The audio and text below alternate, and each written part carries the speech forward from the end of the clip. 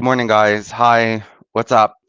All right, today we are going to read something called Secret Combinations: A Legal Analysis by Nathan Oman. Now, I'm almost tempted. Oh, should I do it? That would be 2 hours. Give me 1 second. 2:30, this reading. 3. Yeah, I could do it. Because,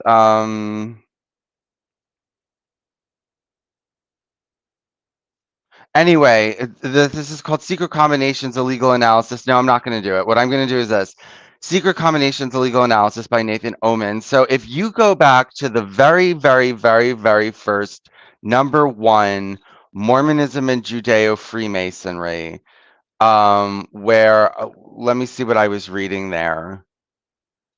Before I get into that, um, I'm on partial shadow ban. Hard to find my videos sometimes. Sometimes you can, sometimes you can't. 1 second. Sometimes you can, sometimes you can't. And if you want to find them or you can't find them, go to vincentbrunoshadowban.blogspot.com and you can find all my videos listed there. And also the stuff that I'm going over, the paper right now that I'm going to be reading will be up. Usually when I read it, it's been up on the blog bewisestserpents.blogspot.com. But it will be up soon, hopefully before this broadcast is over. But that is where you will find all the stuff that I'm talking about on Mormonism. You will not find this video that I am playing today because it's from a CD and it's not from online. So both of those websites, vincentbrunoshadowban.blogspot.com and bewisestserpents.blogspot.com, are at the bottom of the screen in the description box. Let me see what if you go to I have to go there anyway. Vincent, hold on. What is this? Okay, let me get there. If you go to Vincent Bruno Shadowban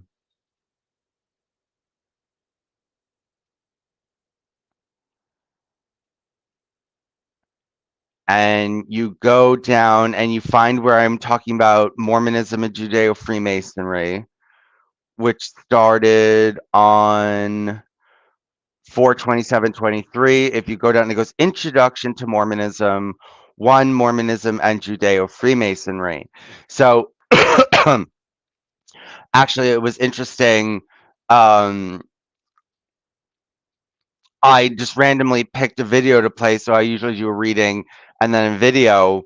And hold on, I picked a video, and it was by this guy named Dan Vogel, and it was talking about Freemasonry and Mormonism, but it was making it look like uh, Mormonism was anti-Freemason. So yeah, he made it look like so it was like very confusing at first. If you want to see that video, it's on there, but it's also at bewisestserpents.blogspot.com. If you give me a second, hold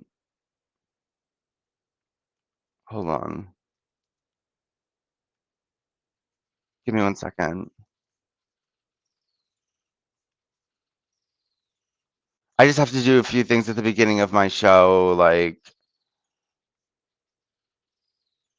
hold on.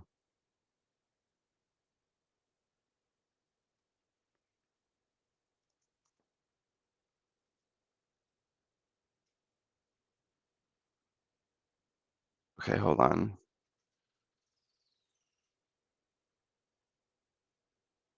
I just have to like put it up on my I have to get the link. I have to put it up on my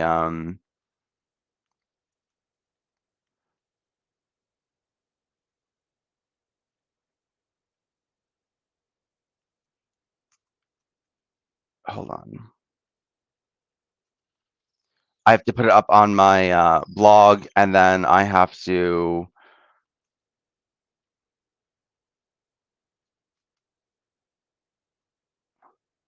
put it on Facebook. And as soon as I do that, if you give me one more second, which today is the 13th, Friday the 13th.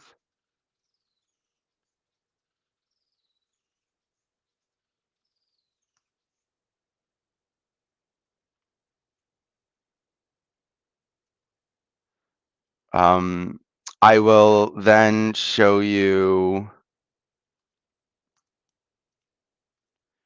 it on Be Wise as Serpents. Hold on one second. Actually, I'll show you on the screen. If you give me one second, I will show you up on the screen how to find this kind of stuff. Great.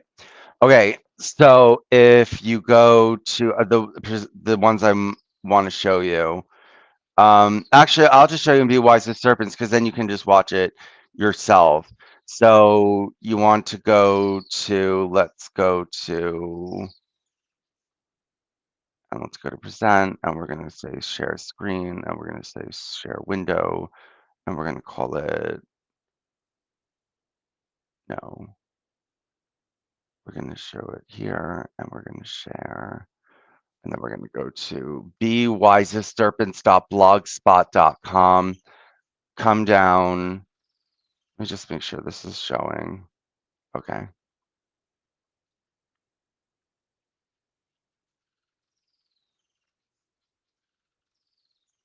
Come down, go to Judeo-Freemasonry and Mormonism, and then just do a Control F, or yeah, Control F, and put in Vogel. Okay, Book of Mormon and Anti-Freemasonry, Dan Vogel, right here on Be Wise as Serpents. So then I'm almost tempted to just show this again. Hold on, let me see how long this is.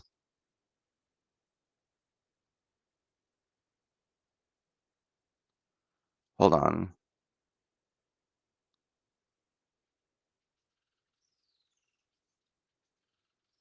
In his 1831 review of the Book of Mormon.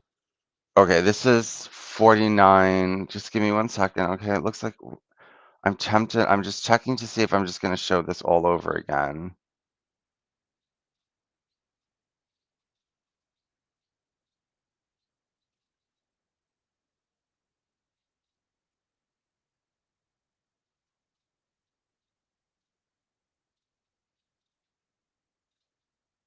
Can't go? Do this. Oh my God. Clear out stuck poop fast. Fiber helps you poop, right? Prior to burying the gold plates in the 5th century, Moroni Okay. warned. Well, okay, we're going to watch.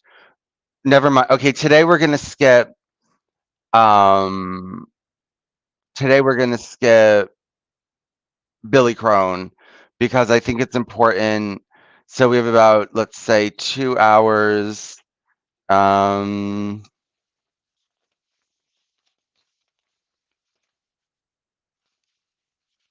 Hold on, sorry, I'm just thinking to myself, I'm just trying to plan it out because this is the one where they actually talk about this in this paper. They're refuting him. So he says the Book of Mormon is anti-Mason, and they're saying, no, it's not. So I really want to watch this again, even though I've already shown this. But this time, I think it'll be important. I think it's important to re-show it. So,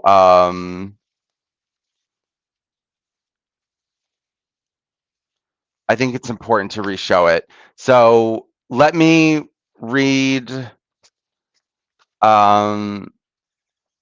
first, and then we'll watch, and then we'll read, and then we'll watch a little bit. We'll take breaks. But anyway, oh, someone's here. Is it the Mormon lady again? Yeah, Bubblegum, you saw that they want to distance themselves from Freemasonry, but I found 3 papers. I found like 3 or 4 papers, which I'm going to be publishing. This one up, Nathan Oman's Secret Combinations, a Legal Analysis, is going to be up on the site as soon as when we're watching the video. I'm going to go and publish this because I didn't want to publish them yet because I wanted to see how I was going to classify them under the website, and I wanted to review them a little bit. So I chose the one that seemed out of the four the most pertinent or the most concise, and so actually addresses this guy Dan Vogel. Um, yeah, actually addresses this guy Dan Vogel. Um, okay, so let me read. So, okay, so it's Secret Combinations, a Legal Analysis by Nathan Oman. So the point of this paper is to say that no, the Book of Mormon is not anti-Mason. And that's what he's trying, to get out there.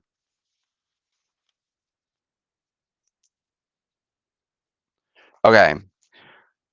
Since the publication of the Book of Mormon in 1830, those subscribing to the environmental explanation have sometimes argued that its account of Gadianton robbers and secret combinations is a thinly veiled attack on Masonry, reflecting the burst of anti-Masonic feeling in New York in the last half of the 1820s.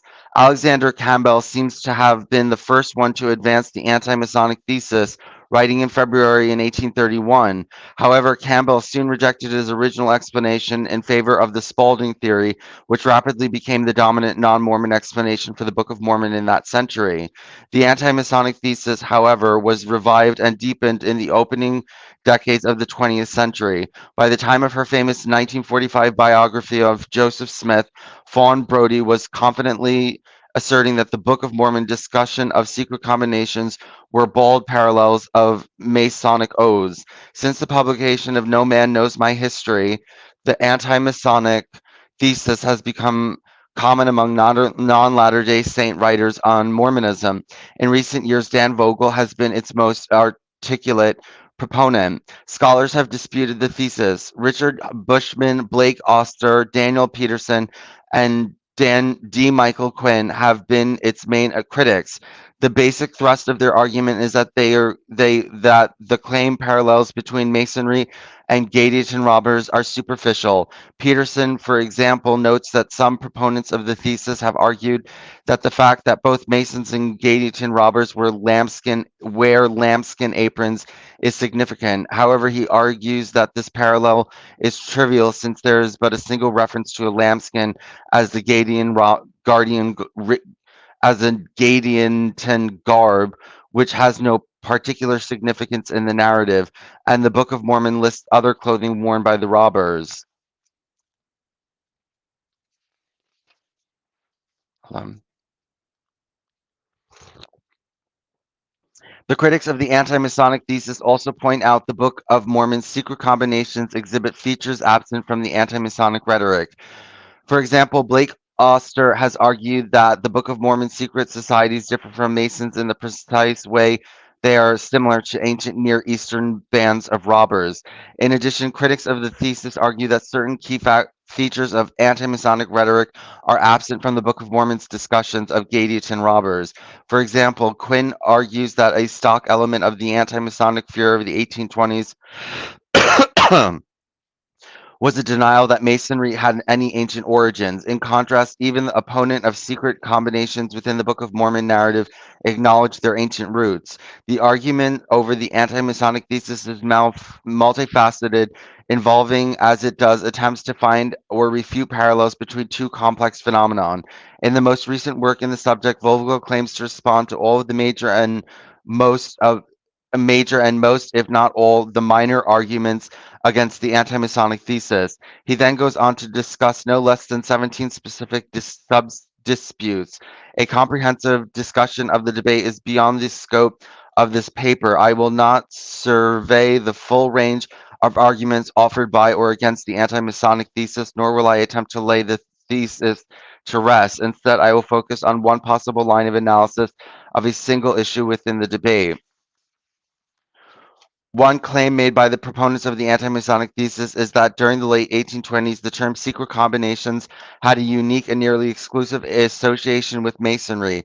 Vogel claims that after extensive reading in the primary pre-1830 source, he was unable to find another use for the term and doubted that one would be found. It is, of course, undisputed that the term secret combinations was used in the late 1820s to refer to Masonry. What critics of the anti-Masonic thesis question is whether or not it had an exclusive Masonic meaning. I hope to throw light on this question by examining the use of the phrase secret combinations in legal material, both from the publication of the Book of Mormon and from the subsequent period of Joseph Smith's life. This approach has been taken and criticized before. However, I hope to show that the previous attempt to use legal materials have been incomplete and some ways mistaken. I also seek to respond to the claim that such legal materials are irrelevant to the anti-Masonic thesis. I conclude that the phrase secret combinations did not have an exclusively anti-Masonic meaning either before or after the publication of the Book of Mormon, or that, on the contrary, was a term used to discuss hidden criminal court conspiracies. Okay, give me 1 second. Okay, this is not exactly. This is very narrow in its scope. So give me 1 second. I just want to see. 1, 2, 4. Okay, let's watch let's watch this.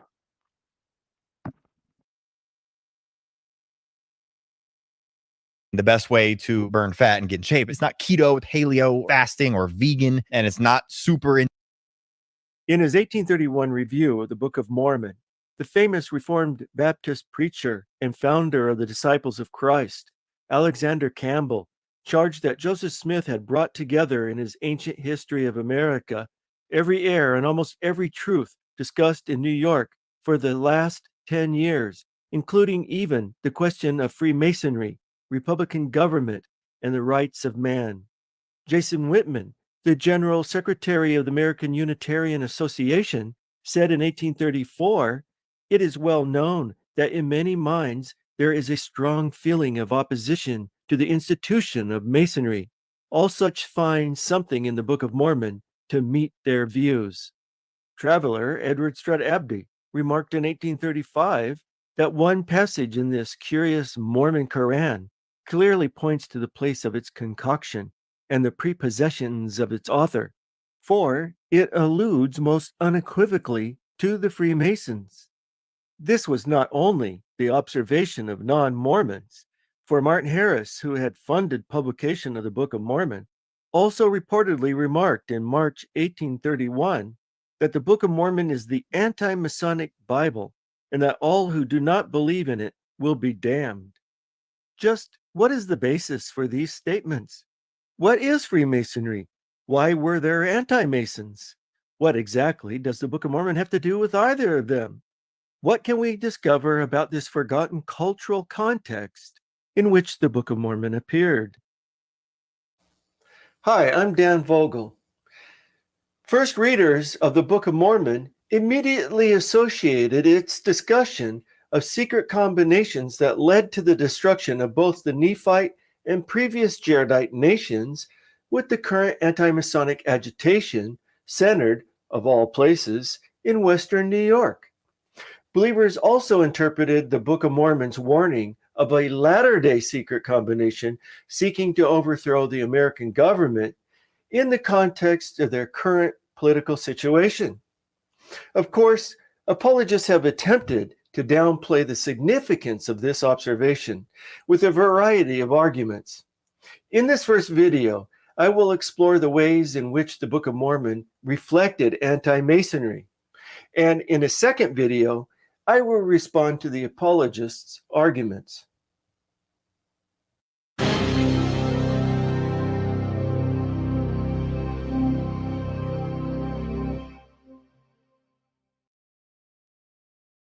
Apparently, Martin Harris was not alone in declaring his belief that the Book of Mormon is the anti-Masonic Bible.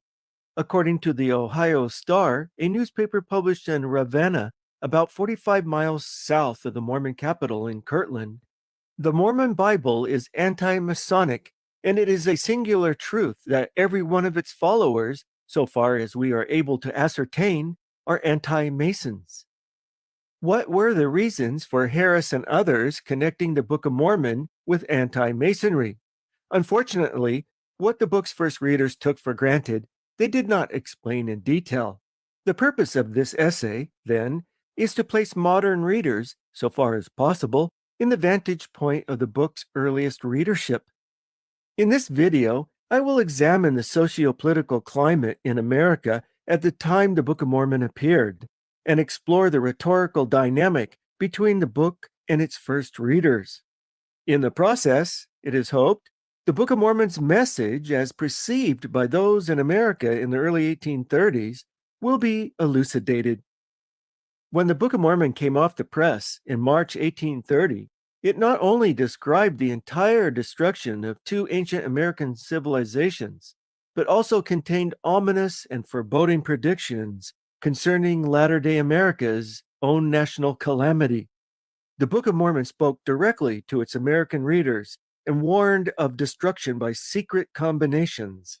After describing the secret societies responsible for the downfall of both Nephite and Jaredite civilizations, Moroni warns Jacksonian America to repent and suffer not that these murderous combinations shall get above you, which are built up to get political power and economic gain, lest the work of destruction come upon you, yea, even the sword of justice of the eternal God shall fall upon you to your overthrow and destruction. Moroni further warns, whatsoever nation shall uphold such secret combinations to get power and gain, until they shall spread over the nation, behold, they shall be destroyed. That Moroni may have had a specific group in mind is indicated by his additional warning to Jacksonian America.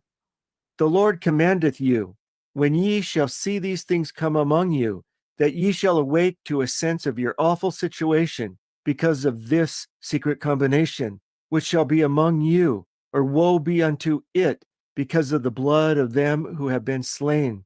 For they shall cry from the dust for vengeance upon it, and also upon those who build it up. For it cometh to pass that whosoever buildeth it up seeketh to overthrow the freedom of all lands, nations, and countries.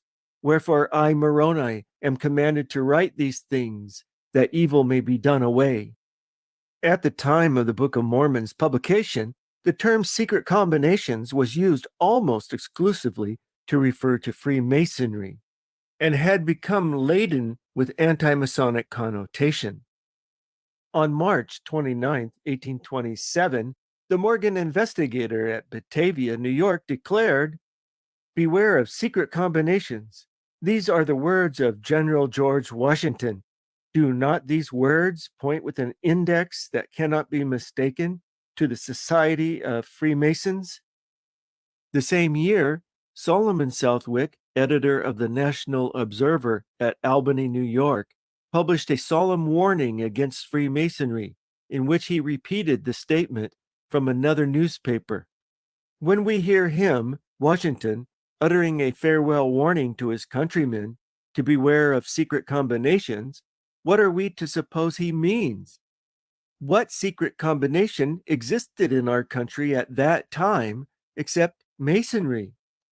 Actually, Washington himself was a Mason and had warned of combinations, but these editors added secret to make it unmistakable. Anyone in Joseph Smith's cultural milieu using the term with a non-Masonic meaning would certainly be misunderstood. Little wonder, then, that numerous individuals in Jacksonian America immediately made the same connection that Martin Harris had. As Mormonism began to grow in the Ohio Reserve, the Book of Mormon's politics became an issue in the local papers. In March 1831, Ohio's Painesville Telegraph criticized the exaggerated claim that Mormonism is the anti-Masonic religion because all who have embraced it are anti-Masons, which wasn't true. Perhaps fearing Mormonism's chance for increased popularity in the strongly anti-Masonic counties of Ohio, editor Eber D. Howe initially tried to reverse this impression by associating Mormonism with the unpopular Masonic institution. The Telegraph thus pointed out that there were among the Mormons in Kirtland some zealous Masons, and that the Mormon Bible was printed and sent forth to the world from a Masonic printing office. In May 1832, the Geauga Gazette countered Howe's statement by reporting that W. W. Phelps, a prominent Mormon who had been editor of the Anti-Masonic Phoenix of Ontario, New York, before his conversion to Mormonism, was one of the most zealous and self-styled patriotic anti-Masons of his day. The Gazette continued, "Here we see Mormonism walking in close upon the steps of political anti-Masonry. How far this is the case in this section, we are not positively informed. In the state of New York, most of the Mormons that we knew were first anti-Masons." Later, Howe reversed his opinion when he became more familiar with the contents of the Book of Mormon. In his 1834 book, Mormonism Unveiled, Howe observed that the Nephites are represented as being anti-Masons, which carries with it some evidence that the writer foresaw the politics of New York in 1828 to 29. Many others in Jacksonian America arrived at the same conclusion. Despite efforts by Mormon apologists to detract from the observations of the book's first readers, the Book of Mormon itself tends to reinforce the consensus of its original audience. In view of Nephi's statement that his prophecies and discussions of the future would be of great worth to Jacksonian Americans, for in that day shall they understand them, as well as his expressed concern for plainness, I think it is a serious mistake to discount the virtually unanimous view of those in Jacksonian America that the Book of Mormon was describing and warning them of the political dangers of Freemasonry. If those in Jacksonian America were wrong about the book's anti-Masonic politics, then the book fell far short of its intended goal of plainness, since virtually everyone misunderstood its message. Actually, the Book of Mormon's anti-Masonic appeal runs much deeper than any of the recent discussions are willing to admit.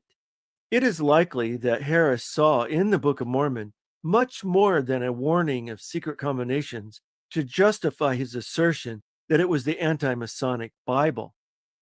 Indeed, close examination of the book's contents reveals that various aspects of its political views would have found favor with anti-Masons. But before discussing the book's anti-Masonic appeal, it will be helpful to review some of the major political issues which divided Americans in the election of 1828, particularly the perceptions of the anti-Masons. Here's a way to make investing a lot less complicated. Trade just one stock. The Book of Mormon appeared at a time when many in America were seriously questioning the survival of the young republic.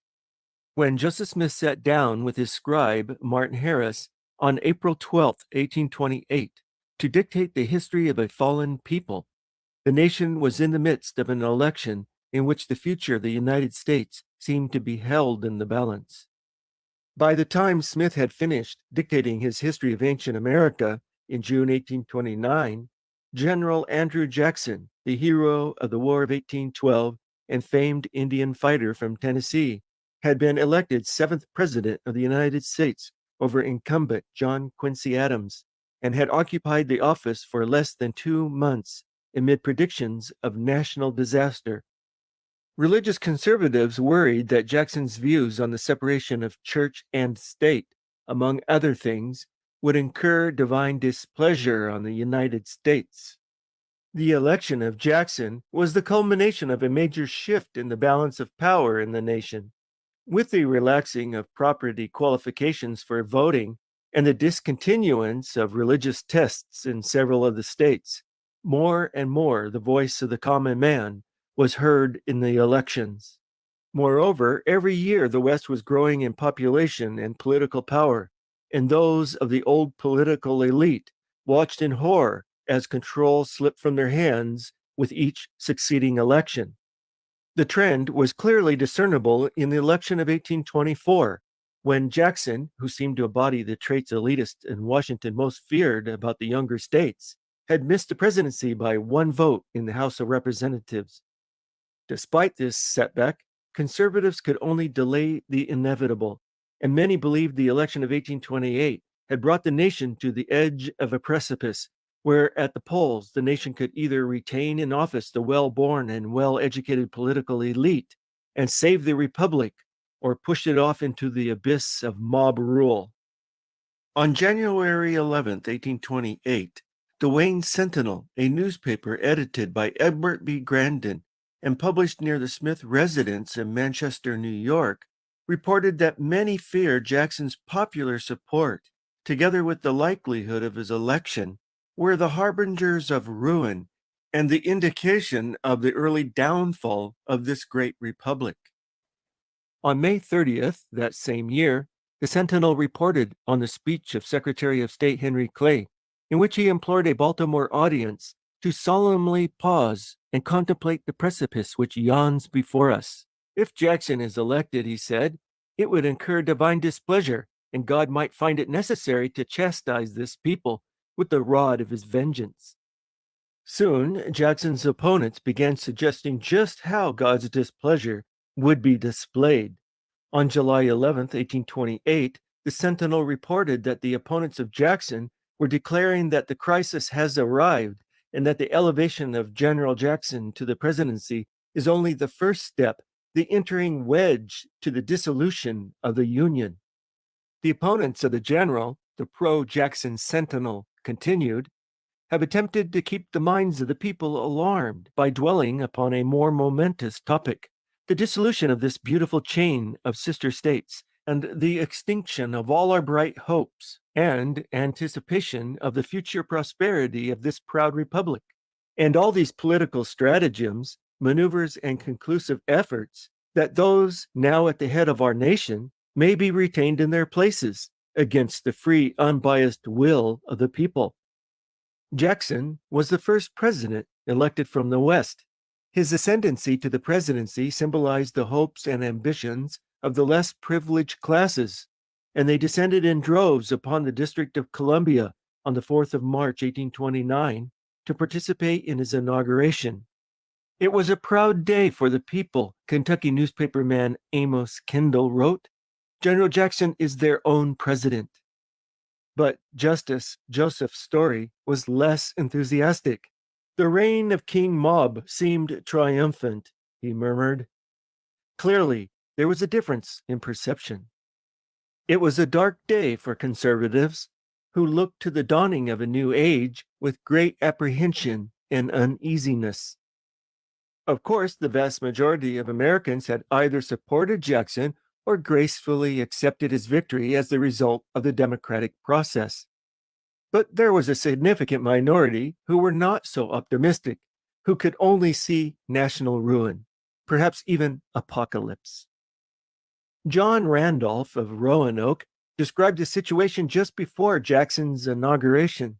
"The country is ruined past redemption," he cried in despair. "It is ruined in the spirit and character of the people," and he saw little hope for the future. Conservative oracles continued to issue their doomsday predictions throughout Jackson's 2 terms. "I think that our experiment of self-government approaches to a total failure," declared William Sullivan of Massachusetts in 1832. "My opinion is," said Chancellor James Kent in 1835, "that the government and character of this country are going to ruin.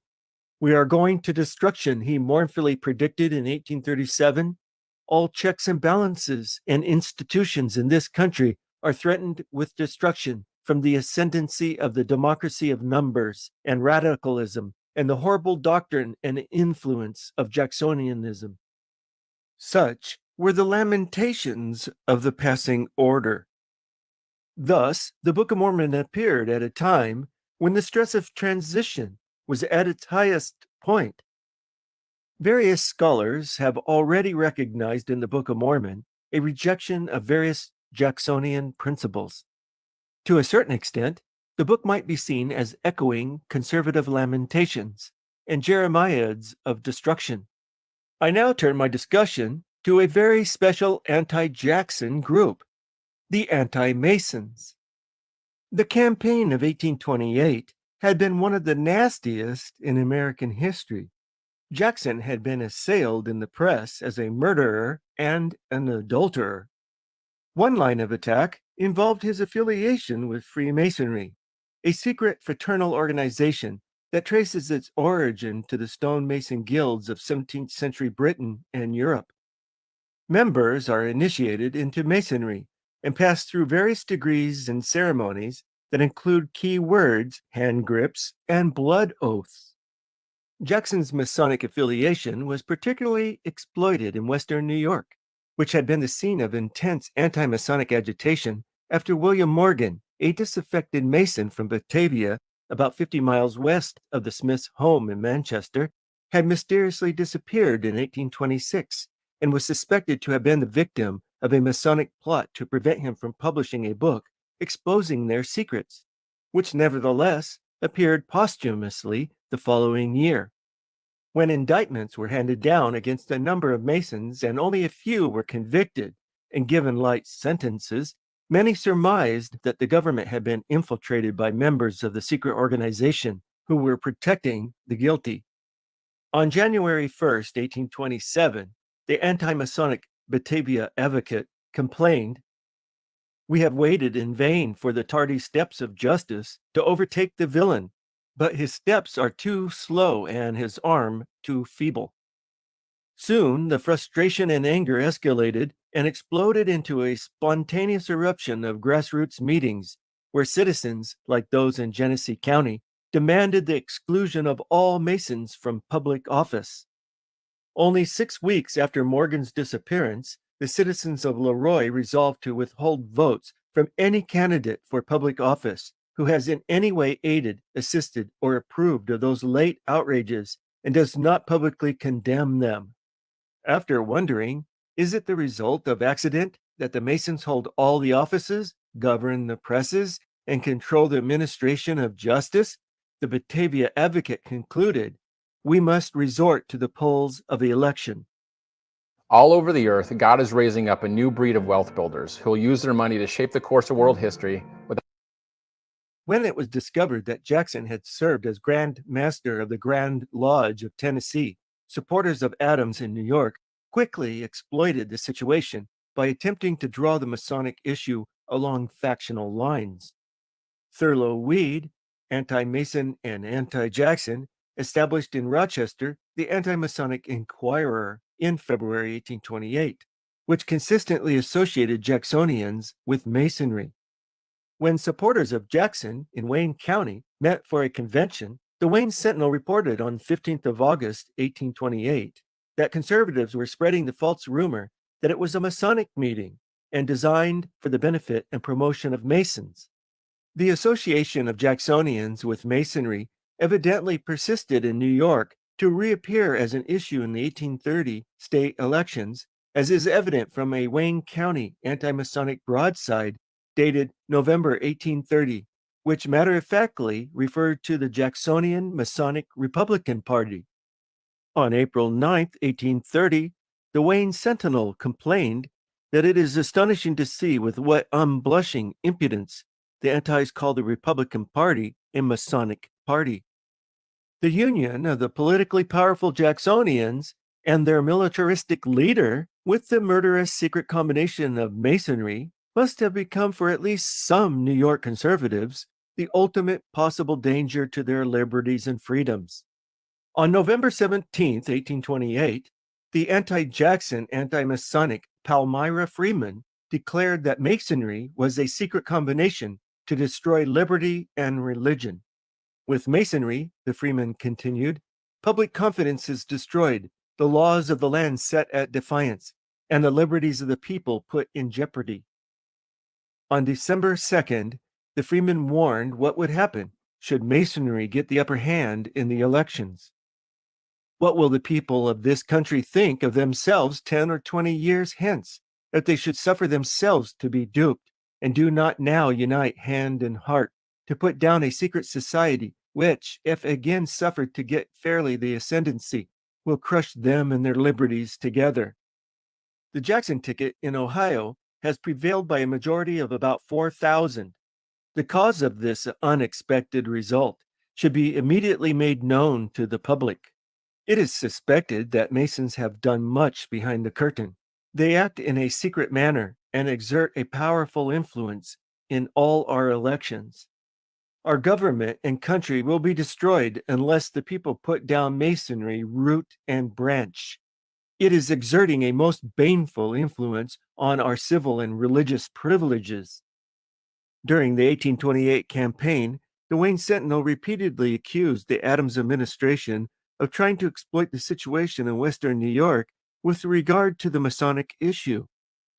An honest and pure excitement on the subject of Masonry, the Sentinel stated, has, by base and designing men, been converted into a great political engine to benefit the reigning administration. Anti-Masons joined with other conservatives in opposing Jacksonianism on two major issues.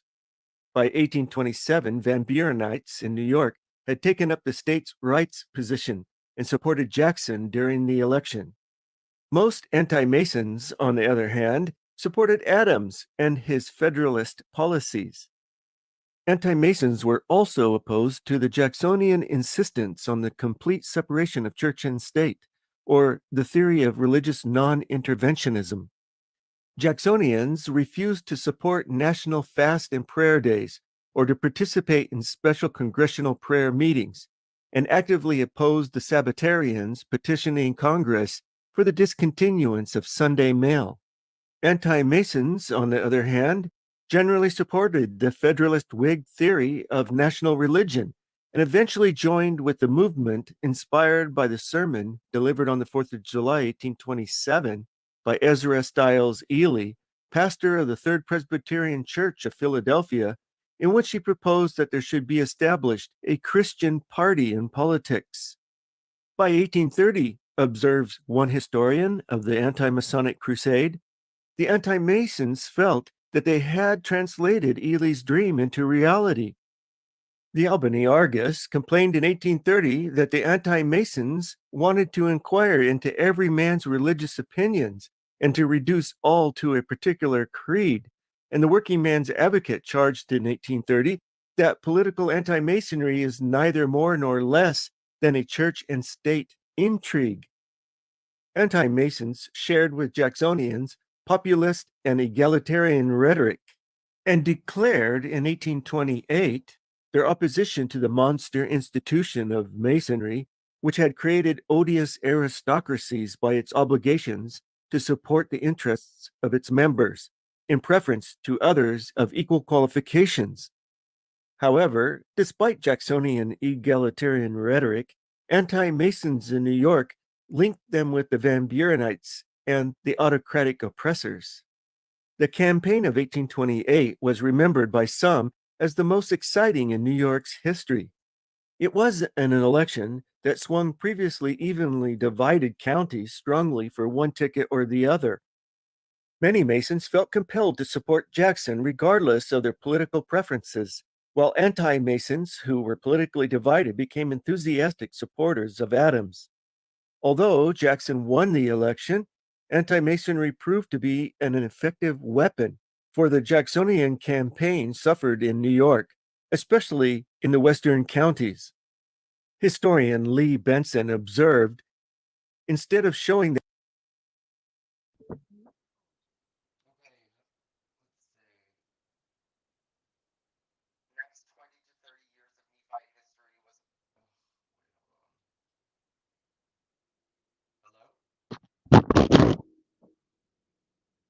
Hello? Okay, you can hear me. Okay, I got a new paper because that paper was way too narrow. That what it was talking about. Chamo? Oh no.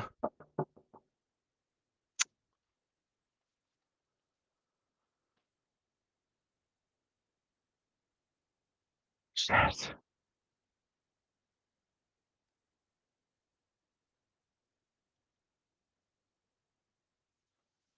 I'm sorry, Chamo. I left something in there.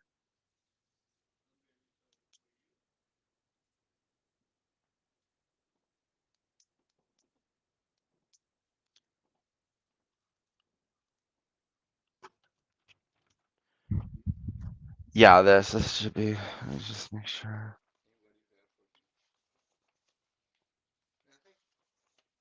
Why is this like this?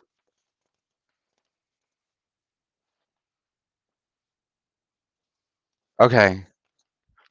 Thank you.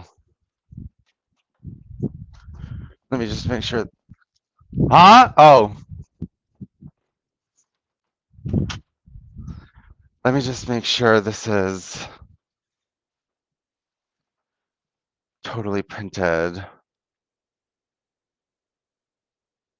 I got a better paper because that other one was just way too narrow. It was just like I didn't want to deal with that.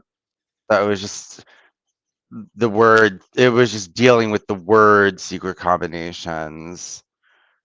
You know, it was just dealing with the word. Okay, let's see. Hold on. So I have about.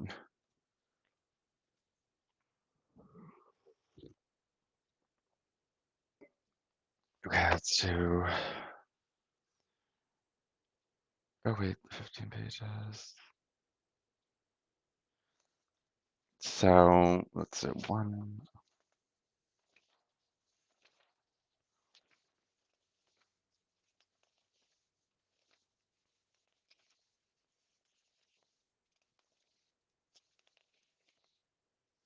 Okay. Okay, so I'm gonna start a new paper because that other one was just way too narrow of a scope. So okay, here's the abstract. This was Cracking the Book of Mormon's Secret Combinations. Authors Gregory L. Smith. You can find this on bewiseserpents.blogspot.com. And I'm gonna be reading from that. So let's start. Abstract. The Book of Mormon has been explained by some as a product of Joseph Smith's 19th century environment.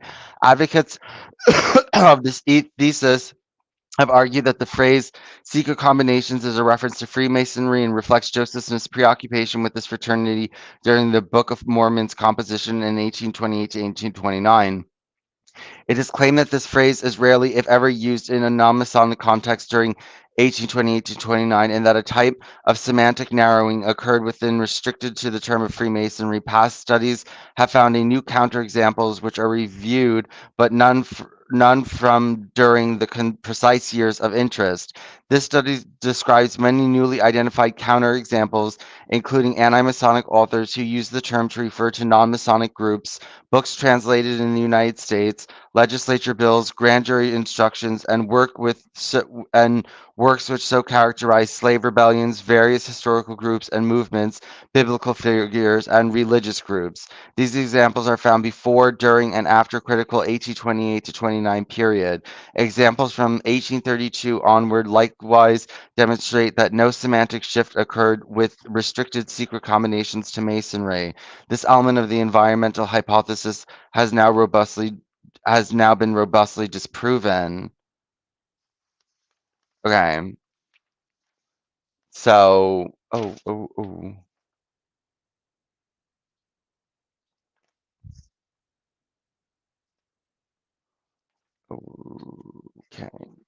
okay, hold on.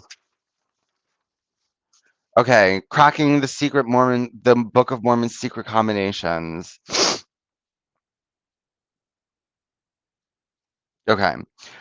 Introduction. I developed my taste for debate and Mormon historiography when, as a teen, I encountered Daniel Peterson's response to Tan Vogel's theory that the Book of Mormon included anti-Masonic polemic. A centerpiece of this debate was the term secret combinations, which Vogel argued had a nearly exclusive Masonic connotation following the William Morgan hysteria in 1826. At the time of the Book of Mormon's publication, he wrote, the term secret combination was used almost exclusively to refer to Freemasonry. Vogel's account is marred by his persistence in referring to those who differ with him as apologists. Such writers are not portrayed as having genuine, potentially well-founded differences of opinion about the historical evidence. Instead, one is said to differ with Vogel only because of theological baggage. Resistance among Mormon scholars to the anti-Masonic interpretation, in my opinion, is theologically, not historically motivated. No One wonders how far Vogel would entertain the claim that authors hostile to the church's truth claim to have theological or a theological luggage of their own, which might equally skew their weighting of the historical evidence. Furthermore, to characterize D. Michael Quinn's work as apologetic seems lexically strained, to say the least. Quinn is many things, but he is hardly a Mormon apologist, save in the sense that all authors, including Vogel, are apologists. That is, they provide a reasoned defense of their thesis regarding the given questions. Vogel's loaded terminology seems yet another example of those who dispute the church's truth claims, portraying themselves as objective, scholarly, and historical, while those who differ are merely theologically motivated, intellectually dishonest apologists.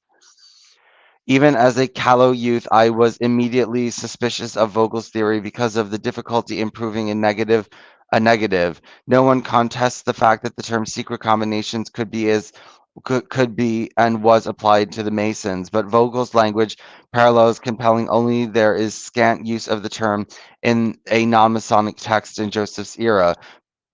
Peterson's reported that Vogel and Brent Metcalf later claimed that the phrase secret combinations was never used at the time of the translation and publication of the Book of Mormon, except to refer to Freemasonry, Vogel replied. What I said was that after extensive reading in the primary pre-1830 source, I had been unable to find another use for the term and doubted that one would be found. I remained skeptical, but wisdom dictates that the door be left open slightly in case of someone on the margins of popular 19th century culture happens to have used the term in a non-Masonic context. This seems to be a significant potential flaw, or at least reason for a caution. I am leery of theories that rely solely on negative evidence, such as the claim that something never appears in print, especially when counter evidence is difficult to access. I suspect Vogel has read far more early 19th century primary sources than I have, and so who am I or most readers to gainsay him? But on the other hand, how exhaustive can his or anyone's search really have been? Past efforts to disprove the negative. Hold on one second. Some authors have attempted to undermine Vogel's thesis in the part by locating uses of secret combinations from prior to the anti-Masonic Panic of 1826, or uses which post-date the Panic, which clearly refer to something besides Masonry. Early on, Daniel Peterson understood the necessity of a search of the primary sources. What is needed before we can confidently declare that the phrase secret combinations was never used in a non-Masonic context in the 1820s and 1830s is a careful search of documents from that period of American history that have nothing to do with the controversy surrounding the Masons. This has not yet been done. Nevertheless, there is good reason already to predict that such a survey would not support Vogel's claim.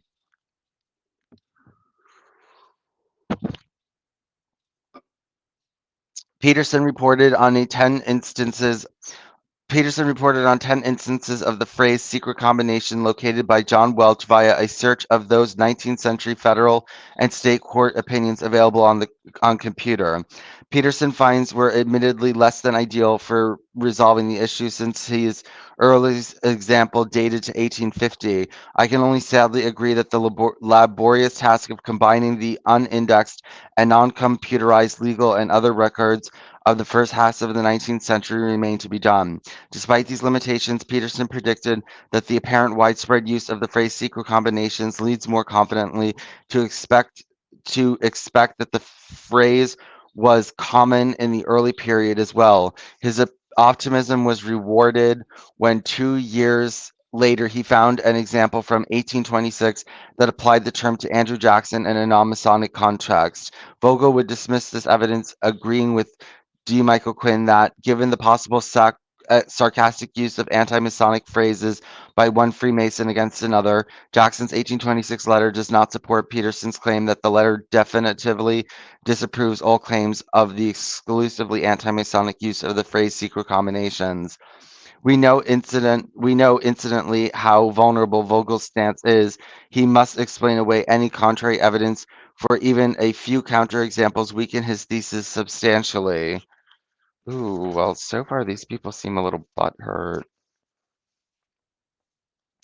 Peterson's prediction was in part borne out by Nathan Oman's discovery of legal use of the term combinations in cases from the late 18th and early 19th century, and two examples from the late 18th and early 19th century, and two examples of secret combinations in 1819 and 1825. Even if Peterson's hope for evidence did exist, Vogel was quick to reply to Welch's and Peterson's legal finds. Legalese was not the language of Joseph Smith, nor was it the language of the intended audience. It seems fruitless to search legal archives for exceptions to the interpretive rule that clearly dominated Smith's cultural milieu. Writing later, Oman concealed that legal writing can be turgid and we should be cautious in generalizing about ordinary language on the basis of legal materials, but argued that Vogel's assumptions that all judicial opinions can be dismissed as irrelevant legalese is simplistic.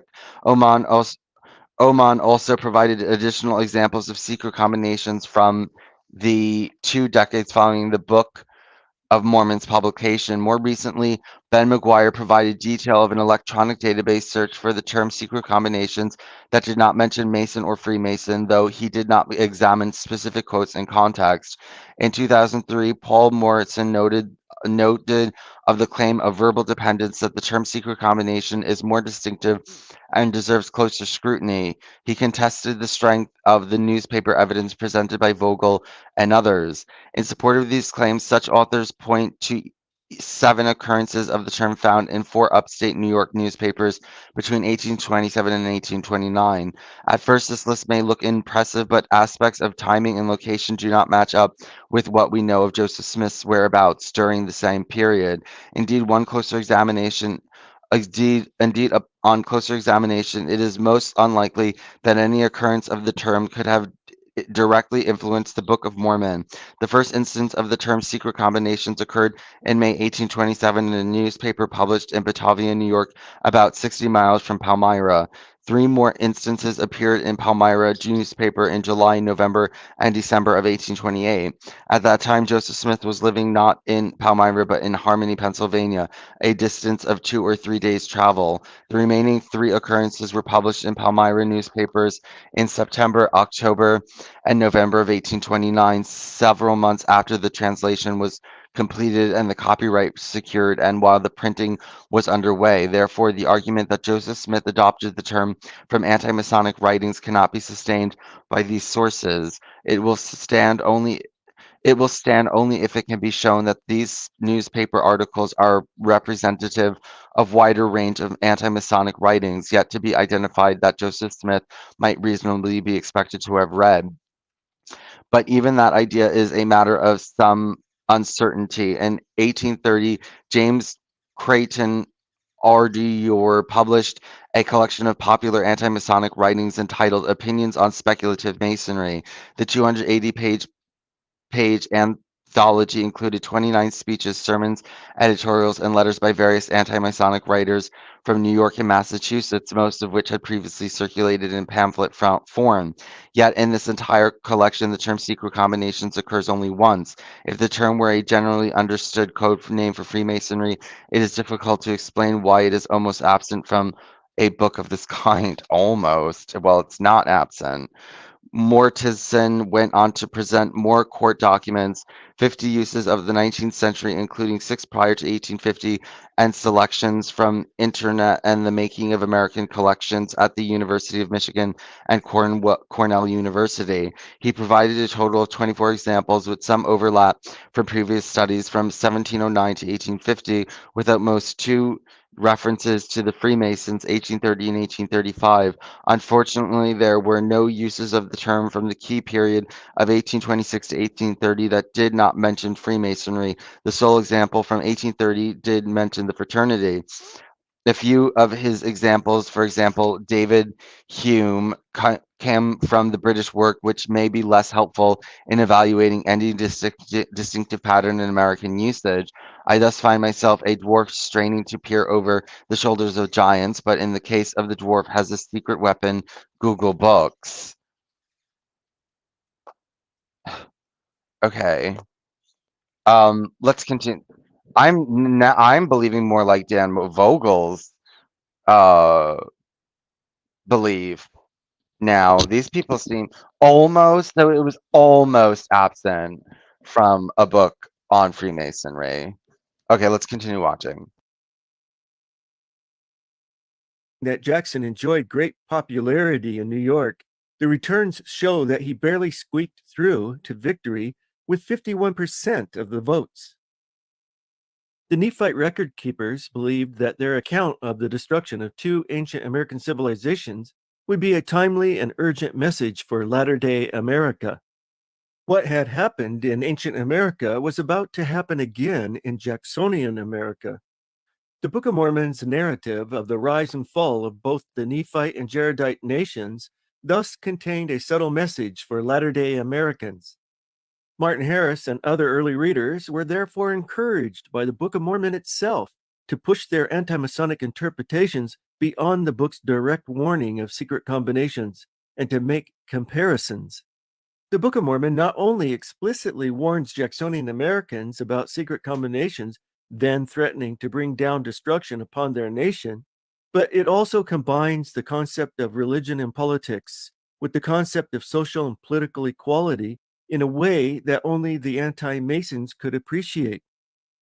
While Jacksonians would no doubt have applauded the Book of Mormon's defense of social and political equality, they would have certainly deplored its concept of the church and state relationship, as well as its anti-factional stance. Thus, strict Jacksonians would have found very little to recommend in the Book of Mormon.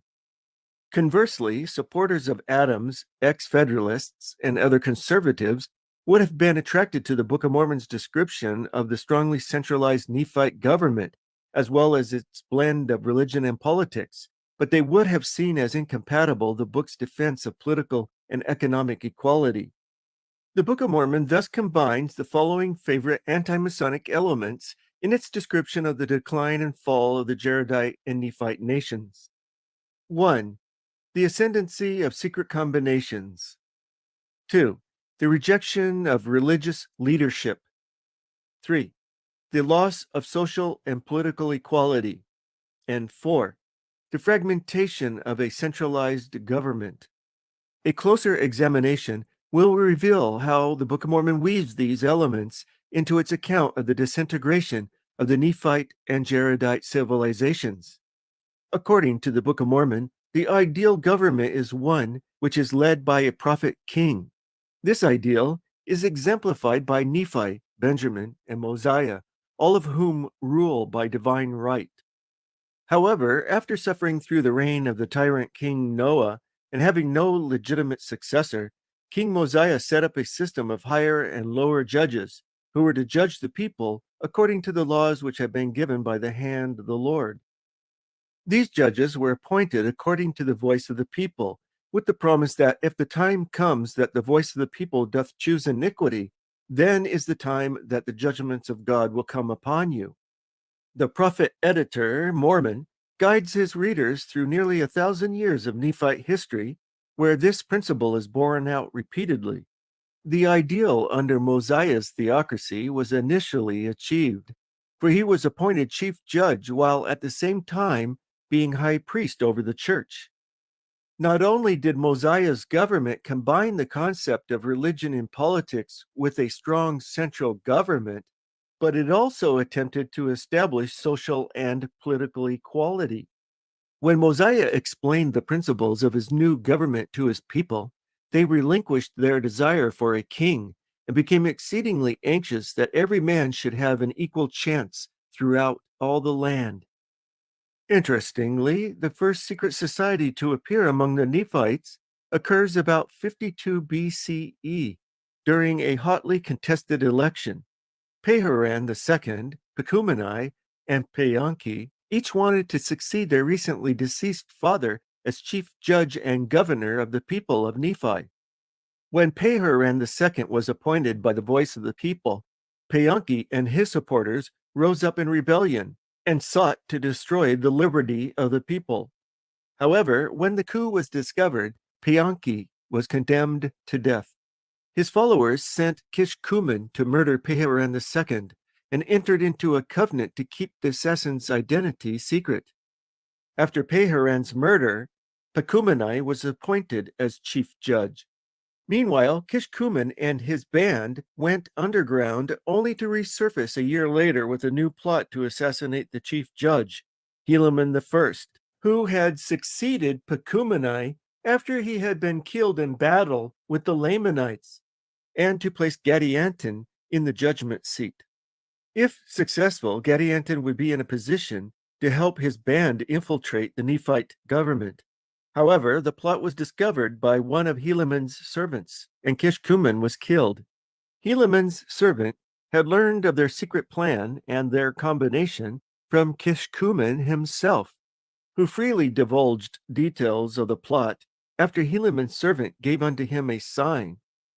Helaman immediately called martial law against the band of robbers and secret murderers. When Kishkumen did not return, Gadianton soon realized that his secret organization had been breached, and they took their flight out of the land by a secret way into the wilderness. About 26 BCE, Gadianton's band murdered the chief judge and his son. By this time, the band had returned from the wilderness, and a majority of the Nephites had joined with them. Mormon's description of their secret oaths and subversive tendencies is reminiscent of anti-Masonic rhetoric. The Nephites did unite with those bands of robbers and did enter into their covenants and their oaths that they would protect and preserve one another in whatsoever difficult circumstances they should be placed, that they should not suffer for their murders and plunderings and stealings. They did have their signs, yea, their secret signs, and their secret words, and this, that they might distinguish a brother who had entered into the covenant, that whatsoever wickedness his brother should do, he should not be injured by his brother, nor by those who did belong to his band, who had taken this covenant. And thus they might murder and plunder and steal and commit whoredoms and all manner of wickedness, contrary to the laws of their country and also the laws of God. There are two anti-Masonic elements in this quote from Helaman which deserve attention. First, anti-Masons charge that the Masonic oaths were designed to protect their brethren from the lash of the civil laws, whether guilty or not guilty, treason and murder not excepted. And although they may be obliged to swear falsely to clear the guilty brother, they must do it or incur the penalty of secret death.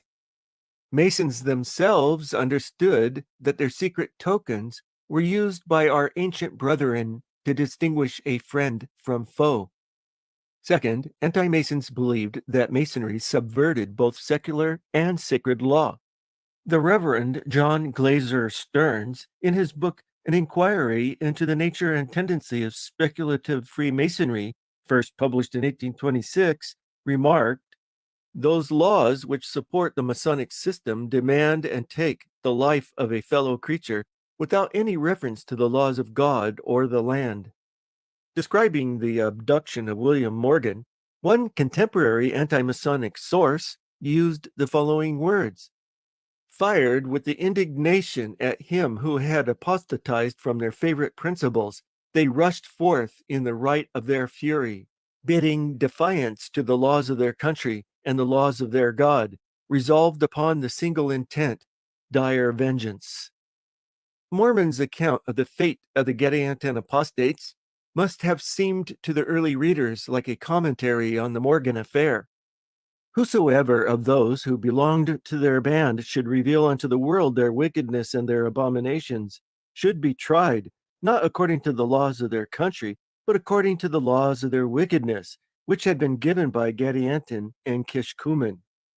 By 24 BCE, the secret band did obtain the sole management of the government, but was eventually eradicated when Nephi II, through prophetic gift, exposed the corrupt judges who had murdered the chief judge. The Gadianton band was swept off insomuch that they have become extinct.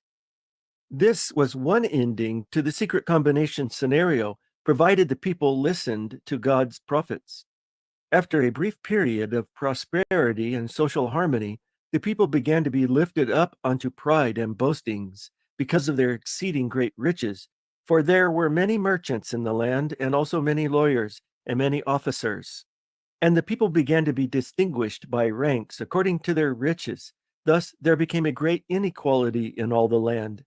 About 29 CE, a family-based secret society began to protect corrupt judges who were secretly executing the prophets illegally. This secret society eventually murdered the chief judge and set a king over the land, Jacob, who was one of the chiefest who had given his voice against the prophets who testified of Jesus. Under Jacob's leadership, the Nephite nation divided into tribes, each governed by its own leader and laws. In this condition, many Nephite cities were destroyed at the time of Christ's crucifixion, including the headquarters of the secret society headed by Jacob. Only the righteous were left to greet the resurrected Jesus. This is how the secret combination scenario could end when the people reject the words of the prophets. Was latter-day America destined for a similar fate? Did Martin Harris and others in Jacksonian America associate Jacob's leadership with that of Jackson? Indeed, Jacob reflected some of the same traits for which anti-Masons feared Jackson. His Masonic membership, his military chieftanism, his states' rights position, and his apparent lack of concern for the spiritual welfare of the nation. Was this the fate of the nation with Jackson as president? John H. Gilbert, who was principal typesetter for the Book of Mormon, recalled that Martin Harris was something of a prophet. He frequently said that Jackson would be the last president that we would have, and that all persons who did not embrace Mormonism in 2 years would be stricken off the face of the earth. 2 years later, however, when it appeared that Jackson would be re-elected, Harris extended his prediction another 4 years. The golden age of the Nephites occurs after the wicked are destroyed, and a theocratic government is set up under the leadership of apostles. A strongly centralized government administered a system of social equality, whereby they had all things in common among them. Therefore, there were not rich and poor, bond and free, but they were all made free. However, about 245 CE, after 200 years of social harmony and peace, the Nephite society began to be lifted up in pride, such as the wearing of costly apparel. And from that time forth, they did have their goods and their substance no more in common among them, and they began to be divided into classes. And the wicked part of the people began to build up the secret oaths and combinations of Gadianton, and the robbers of Gadianton did spread over all the face of the land. The nation again divided into tribes, and apostasy and sin abounded. About 385 CE, the Nephite civilization finally collapsed under the relentless military onslaught of the robbers and the Lamanites. Moroni's abridgment of the record of Ether also describes the role that secret societies played in the destruction of Jaredite civilization. After a brief period of peace, there began to be robbers in the land, and they adopted the old plans and administered oaths after the manner of the ancients, and sought again to destroy the kingdom. The Lord sent prophets to warn them of impending destruction, but they did reject all the words of the prophets because of their secret society and wicked abominations. However, this secret society succeeded in dividing the kingdom and causing a civil war that ended in the total annihilation of the Jaredite civilization. The Book of Mormon seems to reflect the concerns of anti-Masons and anti-Jacksonians that his election would result in civil war and, as the Wayne Sentinel reported in 1828, the dissolution of the Union. It was a subject of increasing concern to Mormons. Only months following the Book of Mormon's publication, Joseph Smith received a revelation which commanded the saints in Western New York to move to Ohio. The move was in part inspired by the fear of secret combinations and the breakout of war in the East. This theme continued to receive attention by Joseph Smith as national events seemingly worked towards fulfillment. On November 24, 1832, the South Carolina legislature, responding to the Federal Tariff Acts of 1828 and 1832, passed laws to implement the Ordinance of Nullification, President Jackson responded by threatening to use force if necessary to enforce the new laws in rebellious states. These events were being followed very closely by the newspapers, including the Painesville Telegraph, which declared in mid-December that civil war was at hand, and unless some signal interposition shall arrest the course of events, our national existence is at an end. On December 25th, 1832, when this volatile situation seemed certain to explode at any moment into a national Armageddon, Joseph Smith penned his well-known and often quoted prophecy on war, which predicted that civil war would shortly break out in America, escalate into world war, and culminate in the full end of all nations. After the passing of this period of national crisis, Joseph Smith rarely, if ever, spoke of political secret combinations. As viewed from the vantage point of its first readers, the Book of Mormon was much more than a religious history of ancient America. It was also a political commentary and a critique of Jacksonian America. If Harris and others were typical anti-Masons who feared Jackson's rule, the Book of Mormon did little to quell their anxiety. The Book of Mormon, however, was much more than political anti-Masonry and a defense of the Christian party and politics. It does not simply advocate that political leaders should be religious, but rather puts forth the more radical proposition that the ideal political leader should be charismatic or inspired. While the Book of Mormon rejected the Jacksonians as irreligious, it ultimately rejected the Adams administration and other ex-Federalists, even the anti-Masons, as religious hypocrites, members of corrupt churches, and without proper authority to carry out their plans. No one, not even the best anti-Masons, had authority to establish a Christian party in politics. The Book of Mormon warns Jacksonian Americans to flee to the theocracy of the New Jerusalem or be destroyed. Thus, early Mormonism was not simply a reflection of political anti-Masonry. If anything, it was a radicalized, charismatic version. In light of Mormonism's radical religious political goals, the comments of New York newspaperman James Gordon Bennett concerning the advent of Mormonism are most interesting. In 1831, he described the effort by a certain class of religionists to stop the mails on Sunday and to turn the tide of public sentiment entirely in favor of blending religious and worldly concerns together. These religious party zealots, Bennett asserted, have endeavored ever since the first settlement of Rochester to organize a religious hierarchy which would regulate the pursuits, the pleasures, and the very thoughts of social life. Bennett believed that Mormonism is a genuine fruit of the same seeds which produced the Sunday Mail movement. From its inception, it was clear that Mormonism was much more than a religious movement. There were perhaps several factors responsible for the absence of anti-Masonic rhetoric among the Mormons after 1832. First, the anti-Masonic party was in rapid decline after the election of 1832, when anti-Masonic candidate William Wirt received only 7 electoral college votes. Second, in the political environment of Ohio, where the Mormons found themselves in counties dominated by national Republicans, later Whigs, the Mormons quickly learned that the best way to break the economic and political hegemony of the Whigs and establish themselves in the area was to support Jackson and his party. Continued use of anti-Masonic rhetoric by Mormon missionaries would have therefore been counterproductive to their political goals in Ohio.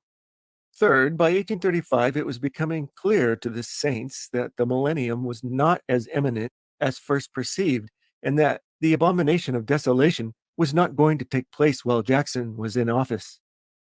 A delay in the Mormon thinking about the millennium took much of the fire out of their millenarian and anti-Masonic rhetoric, and the emphasis turned from apocalypse and gathering to kingdom building and proselytizing. Finally, seeking social and political advantages in Illinois, the Mormon leaders encouraged members to join the Masonic institution and even helped to establish a lodge in Nauvoo. That the Mormons ultimately embraced Masonry in Nauvoo should not be considered any more inconsistent than their support of Jackson in Ohio. In either case, however, Joseph Smith's involvement seems to be a matter of political and social expediency rather than sincere support or belief.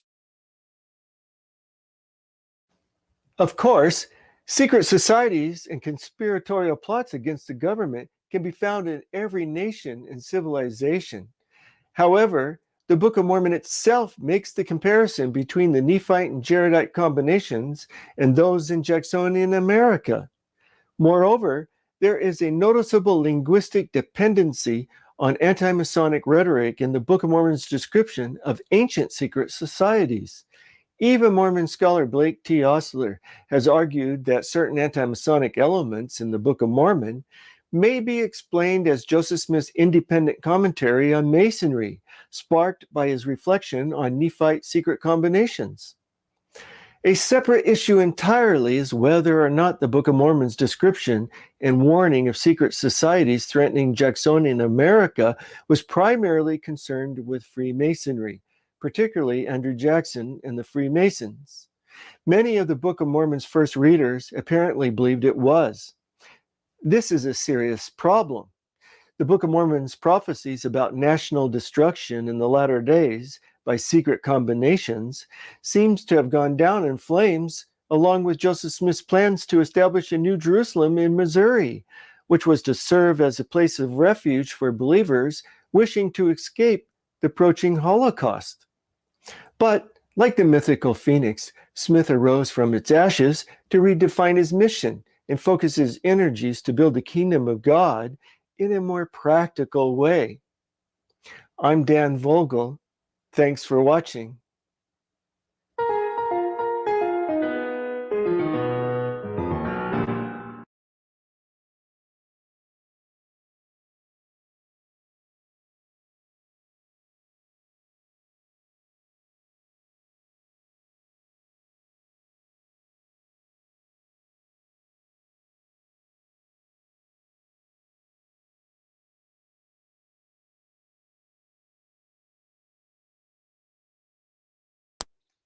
Hello? Okay. Um, okay, so, okay, what time is it?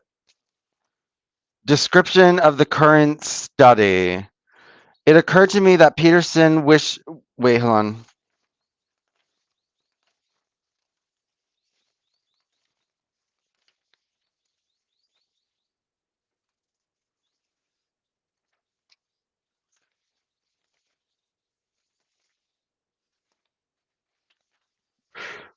No, okay.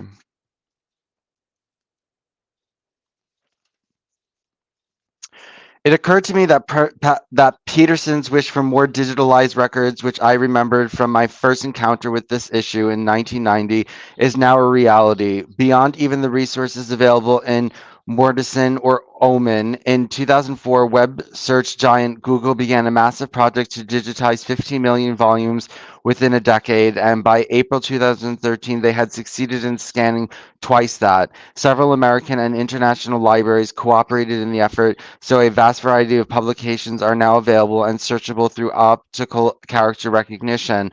It is thus almost a trivial exercise to search any range of dates for any textual string, and I did so.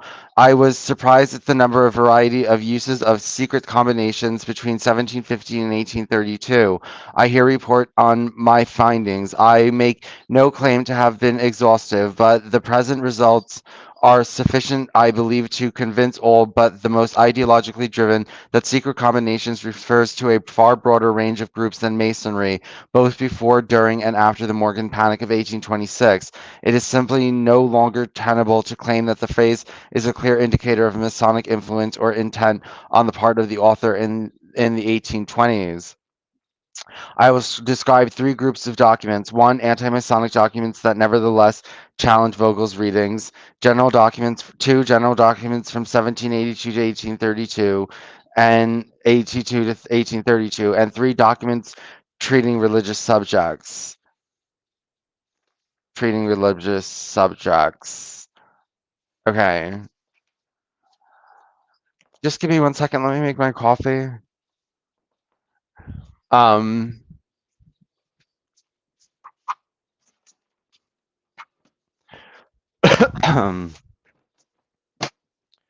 okay, well, it seemed like lots of people in the day. Dan Vogel was presenting information that showed that people in the day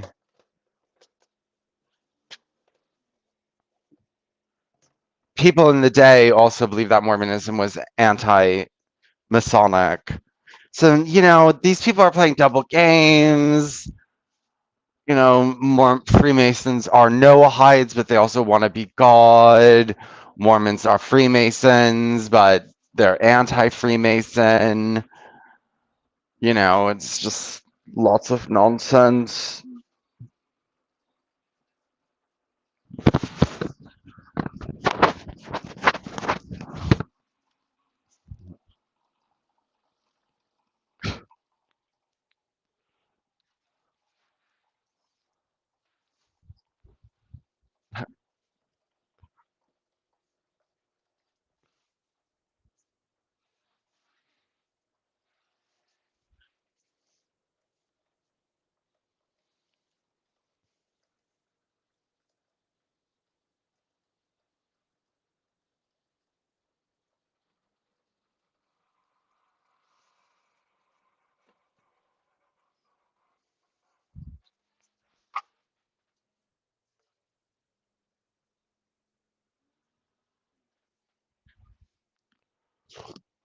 Okay, I was just making coffee. Got it. Okay. Group 1, anti-Masonic usage. To be sure, many examples of the term are available in anti-Masonic literature. Despite the fairly broad claims sometimes made by Vogel, he elsewhere makes the more restrained claim that the context of the 1828 U.S. president campaign, the phrase secret combinations had become politically charged, not that anti-Masons had invented the phrase. The term did not take on its full anti-meaning until 1827 to 1828. Thus, the most probative evidence, in Vogel's view, would involve the late 1820s and early 1830s. I will call this period during which Vogel hypothesized the semantic narrowing to refer only to Masons, the anti-Masonic watershed. We recall that the gap in examples provided by Mortison occur in precisely the range of dates, a good example of how the contingent nature of which documents are available for digital searching can impact the data set. Whatever is intriguing, however, is that even some of the anti-Masonic usage during the watershed make it clear that secret combinations do not refer to Masonry exclusively. Not only do the authors use the phrase to refer to Freemasonry, but they continue to use it to apply to other groups as well, which is the exact opposite of what we ought to see if the anti-Masonic press converted the phrase into one which referred only to the Masons. In one example, whose hysteria is typical of the genre, the author suggests that American citizens of 1827 ought to amend our Constitution, both state and federal, so that no man should be allowed to hold any office of honor or profit under them who would not, in assuming the duties of it, swear to and subscribe a declaration, in addition to the oaths or oaths now in use, that he was not a member and would therefore never be a member of or become one of any secret self-created combinations whatsoever. As worried as this author is about Masonry, he clearly believes that a wide variety of secret self-created combinations are presented and future risks one should not join any whatsoever. He appeals to Washington's farewell address, claiming that the first president urged his countrymen to beware of secret common associations under whatever plausible character. The anti-Masonic author then goes on to ask, one, when we hear him, Washington, utter a farewell warning to his countrymen to beware of secret combinations, what are we to suppose he means? What secret combinations existed in our country at that time except Masonry? Vogel cites a similar example, also from 1827, which asks, do not these words of Washington's point with an index that cannot be mistaken to the Society of Freemasons? Vogel then argues that since the anti-Masons had expanded on Washington's own words by adding secret combinations, to make it appear that he agreed with them. This implies that in such an environment, the Book of Mormon's use of the phrase would have been understood as an unmistakable reference to Freemasonry.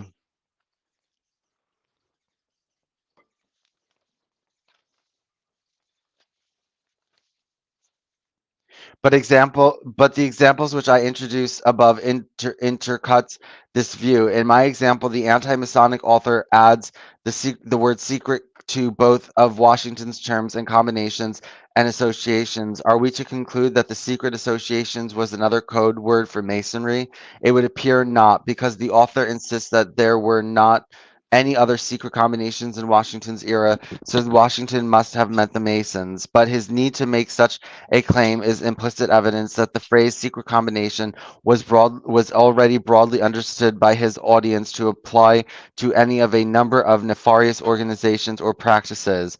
For the anti-Masonic polemic to succeed, then the author must make the more general warning from Washington, a Mason, apply only to Masonry. But he does not do this by putting a term that everyone knows, meaning the Freemasons, in Washington's mouth. Instead, he uses the term and then insists that there were no other candidates for this group but the Freemasons. The anti-Masonic political parties likewise provide evidence for the position that secret combinations did not apply uniquely to Masonry. The Connecticut State Convention reported on resolution in 1830, well after Vogel's anti-Masonic usage is supposed to have been established. Resolved that all secret combinations of men under whatsoever plausible character have a direct tendency to control and to counteract the regular deliberations and actions of the constitutional authorities. They serve to organize fraction. They seek to organize factions, to give it an artificial and extraordinary force, and to put in the place of the delegated will of the nation the will of a small but oftentimes artful and enterprising minority of the community. Once again, we see a tacit knowledge of that we see a tacit knowledge that the term has a much broader meaning than Masonry, since all secret combinations, regardless of how plausible they may appear, are a threat to liberty. Such a declaration would be pointless if secret combination was not understood to have a much broader application, and all such groups will be repudiated by those that reject Masonry. This principle, political anti-Masonry induces men to study it. It brings home to the voters of our country the question of tendency of secret societies, and when the question is understandingly put, they will decide against the mystic brotherhoods of every name with overwhelming majorities. In 1830, all well after both the watershed and the dictation of the Book of Mormon, a fourth anti-Masonic work, wrote, "The Jesuits were a secret combination of men. It was this which principally contributed to extend their power. Their pernicious influence in society was extended and prolonged by the meaning of their secret compact. Herein is seen the dangerous tendency of secret societies in a community. It has been the same principle of secret combinations which has extended and prolonged to the power and pernicious influence of Freemasonry." Here, the Jesuits, a Catholic religious order, are characterized as a secret combination and used as an illustration to help the reader appreciate the threat of another secret combination, Freemasonry. But this occurs at least 2 years after Vogel has told us that the anti-Masonic usage was established and exclusive, demonstrating that even among anti-Masonic authors, the usage wasn't exclusive at all. Also, in 1830, an anti-Masonic state convention discussed a committee appointed for the sole purpose of diffusing information extensively on the subject of Freemasonry and other secret combinations against the equal rights of mankind and our free institution. The great object of the convention is to eradicate the evils of Freemasonry and other secret societies, to effectuate this purpose, information of the nature tendency, and principles of all secret societies, but especially of the Masonic institutions, must be laid before the world. All this has been said against Freemasonry will apply to a certain extent to all secret societies. They are dangerous to all governments, but especially to those that are free. Freemasonry is, quite simply, only one of the many other secret combinations which functions as a synonym for secret societies.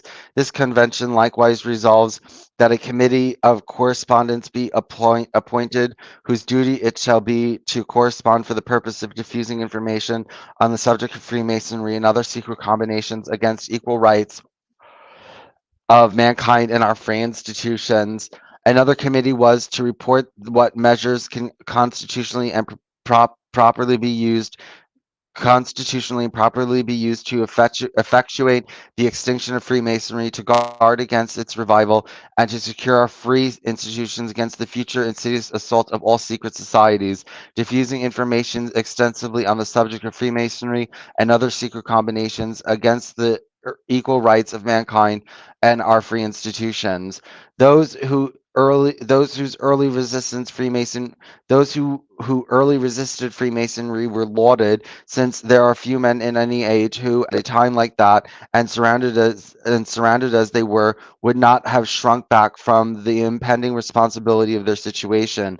They stood isolated and alone. There were no surrounding combinations to cheer and sustain them on in their course. Thus, even a hypothetical group arrayed in opposition to Freemasonry might well be a combination, though presumably not a secret one. Clearly, secret combinations had a much broader lexical range than Vogel had been willing to grant, even among anti-Masonics, even after 1827 to 1828, and this usage ranges smoothly from the anti-Masonic movement's early days through the period of the Book of Mormon's translation and afterward. Okay, let's start into part 2.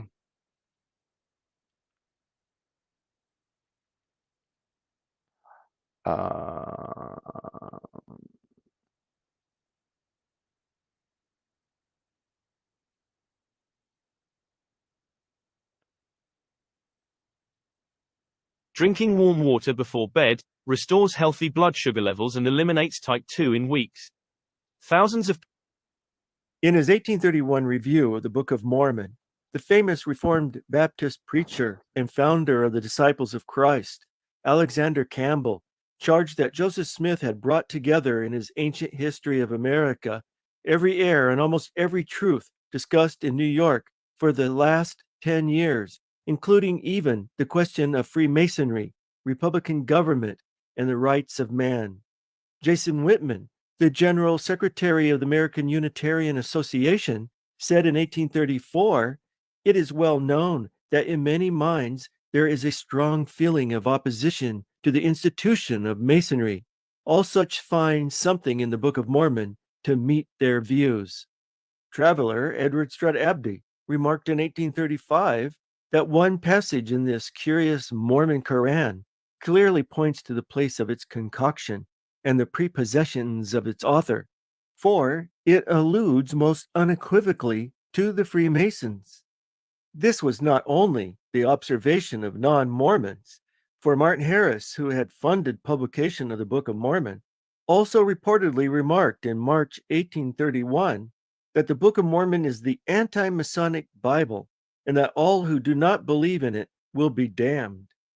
Just what is the basis for these statements? What is Freemasonry? Why were there anti-Masons? What exactly does the Book of Mormon have to do with either of them? What can we discover about this forgotten cultural context in which the Book of Mormon appeared? Hi, I'm Dan Vogel. First readers of the Book of Mormon immediately associated its discussion of secret combinations that led to the destruction of both the Nephite and previous Jaredite nations with the current anti-Masonic agitation centered, of all places, in Western New York. Believers also interpreted the Book of Mormon's warning of a latter-day secret combination seeking to overthrow the American government in the context of their current political situation. Of course, apologists have attempted to downplay the significance of this observation with a variety of arguments.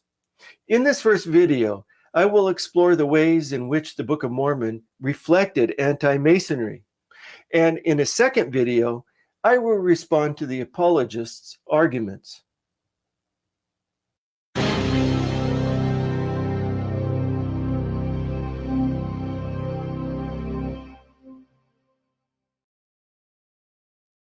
Apparently, Martin Harris was not alone in declaring his belief that the Book of Mormon is the anti-Masonic Bible. According to the Ohio Star, a newspaper published in Ravenna, about 45 miles south of the Mormon capital in Kirtland, the Mormon Bible is anti-Masonic.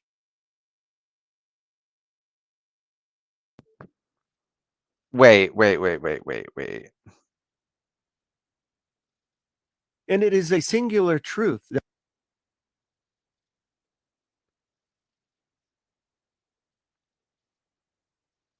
Hey, check this out. I'm going to share how a simple hardness elixir helped me overcome ED and save my marriage in just a few days. Most men believe. prior to bearing the gold plates in the 5th century, Moroni warned first readers of the Book of Mormon to awake to a sense of your awful situation because of this secret combination, which shall be among you. For whoso buildeth it up seeketh to overthrow the freedom of all lands, nations, and countries. Commenting on this passage in 1831, disciples of Christ founder Alexander Campbell observed, Moroni laments the prevalency of Freemasonry in the times when his book should be dug up out of the earth. Campbell wasn't alone in identifying the Book of Mormon's discussion of secret combinations with Freemasonry. In 1838, Methodist minister and abolitionist Leroy Sunderland also remarked, the reader will find frequent allusions in the Book of Mormon to Freemasonry under the names of secret societies, dreadful oaths, and secret combinations. Hi, I'm Dan Vogel. Many researchers and historians have long regarded as obvious the Book of Mormon's reflection of the cultural milieu of early 19th century America, particularly the anti-Masonic controversy that pervaded Western New York during the late 1820s. As discussed in my previous video, the Book of Mormon's frequent discussion of secret combinations, both ancient and modern, was understood by many of its first readers as a reference to Freemasonry. To them, the Book of Mormon's warning seemed either prophetically timely or proof of Joseph Smith's authorship. Disagreeing with Book of Mormon witness Martin Harris, who held that the Gold Bible was also the anti-Masonic Bible, current Mormon apologists argue that the Book of Mormon's warning of a latter-day secret combination, which utilizes secret words and secret signs and attempts to overthrow the freedom of all lands, referred to no specific group, although it obviously reflected anti-Masonic rhetoric at the time and place of the Book of Mormon's appearance. In this video, I will examine 15 of the major arguments that the apologists have put forward in an attempt to overturn the anti-Masonic thesis. Along the way, I hope that my viewers will gain a deeper understanding of the Book of Mormon in its 19th century setting.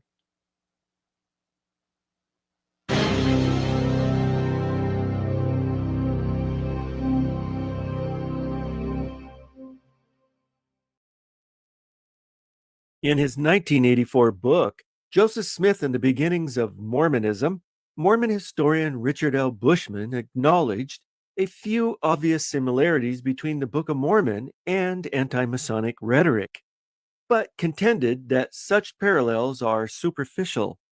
Mormon scholar Blake T. Ostler tried to account for the similarities between the Book of Mormon and its 19th century environment in his 1987 article, The Book of Mormon as a Modern Expansion of an Ancient Source, suggesting that what occurs in the book is Joseph Smith's independent commentary on Masonry, sparked by his reflection on Nephite secret combinations. Disregarding the many early accounts that describe Smith's translation method as a mechanical process of reading the English text as it appeared in the stone, Ostler embraced a flexible view of translation, in which Smith played an active role as inspired commentator and expander of the ancient text. This enabled him to account for the presence of anti-Masonic rhetoric, while at the same time defending the book's ancient origin. The late D. Michael Quinn not only dismissed the Book of Mormon's anti-Masonic parallels as superficial in his 1987 book, Early Mormonism and the Magic World View, and again in the 1998 revision of his book, but argued that secret combinations actually refers to witchcraft and occult murders, an interpretation that remains unique to him. While rejecting Quinn's novel interpretation, Mormon apologist Daniel C. Peterson was only too happy to repeat some of his criticisms against the anti-Masonic interpretation. In his 1990 Notes on Gadianton Masonry, which was intended as a response to my 1989 essay, Mormonism's Anti-Masonic Bible, Peterson concluded that there is no reason to insist upon a simple one-to-one equation between the Gadianton robbers and any single modern organization. I will now examine each of the apologetic arguments against the anti-Masonic thesis as presented by Bushman, Osler, Quinn, and Peterson. Neurologists are stunned. They've confirmed that ear ringing is shrinking your brain cells. According to Bushman, critics in Joseph Smith's own day made so little of anti-Masonry in the Book of Mormon. Not only is this the first of a series of specious arguments from silence, but it is incorrect as well. As we have seen, many in Smith's day, including Alexander Campbell in 1831, Eber D. Howe and Jason Whitman separately in 1834, Edward Strutt Abdy in 1835, and Leroy Sunderland in 1838 and 1842, among others, identified the Book of Mormon's discussion of ancient secret societies and 19th century secret combinations with Freemasonry. From this, we can see that Bushman is also wrong when he asserts that critics after Campbell neglected the point entirely, since they credited Solomon Spaulding with authorship. Mormon convert Oliver B. Huntington's experience in New York in 1843 demonstrates that this interpretation was far from dead. Huntington recorded that a Mr. Millard said he knew all about Mormonism and what it sprang from. It sprang from Masonry, or the death of William Morgan, that Mormon was derived from the word Morgan.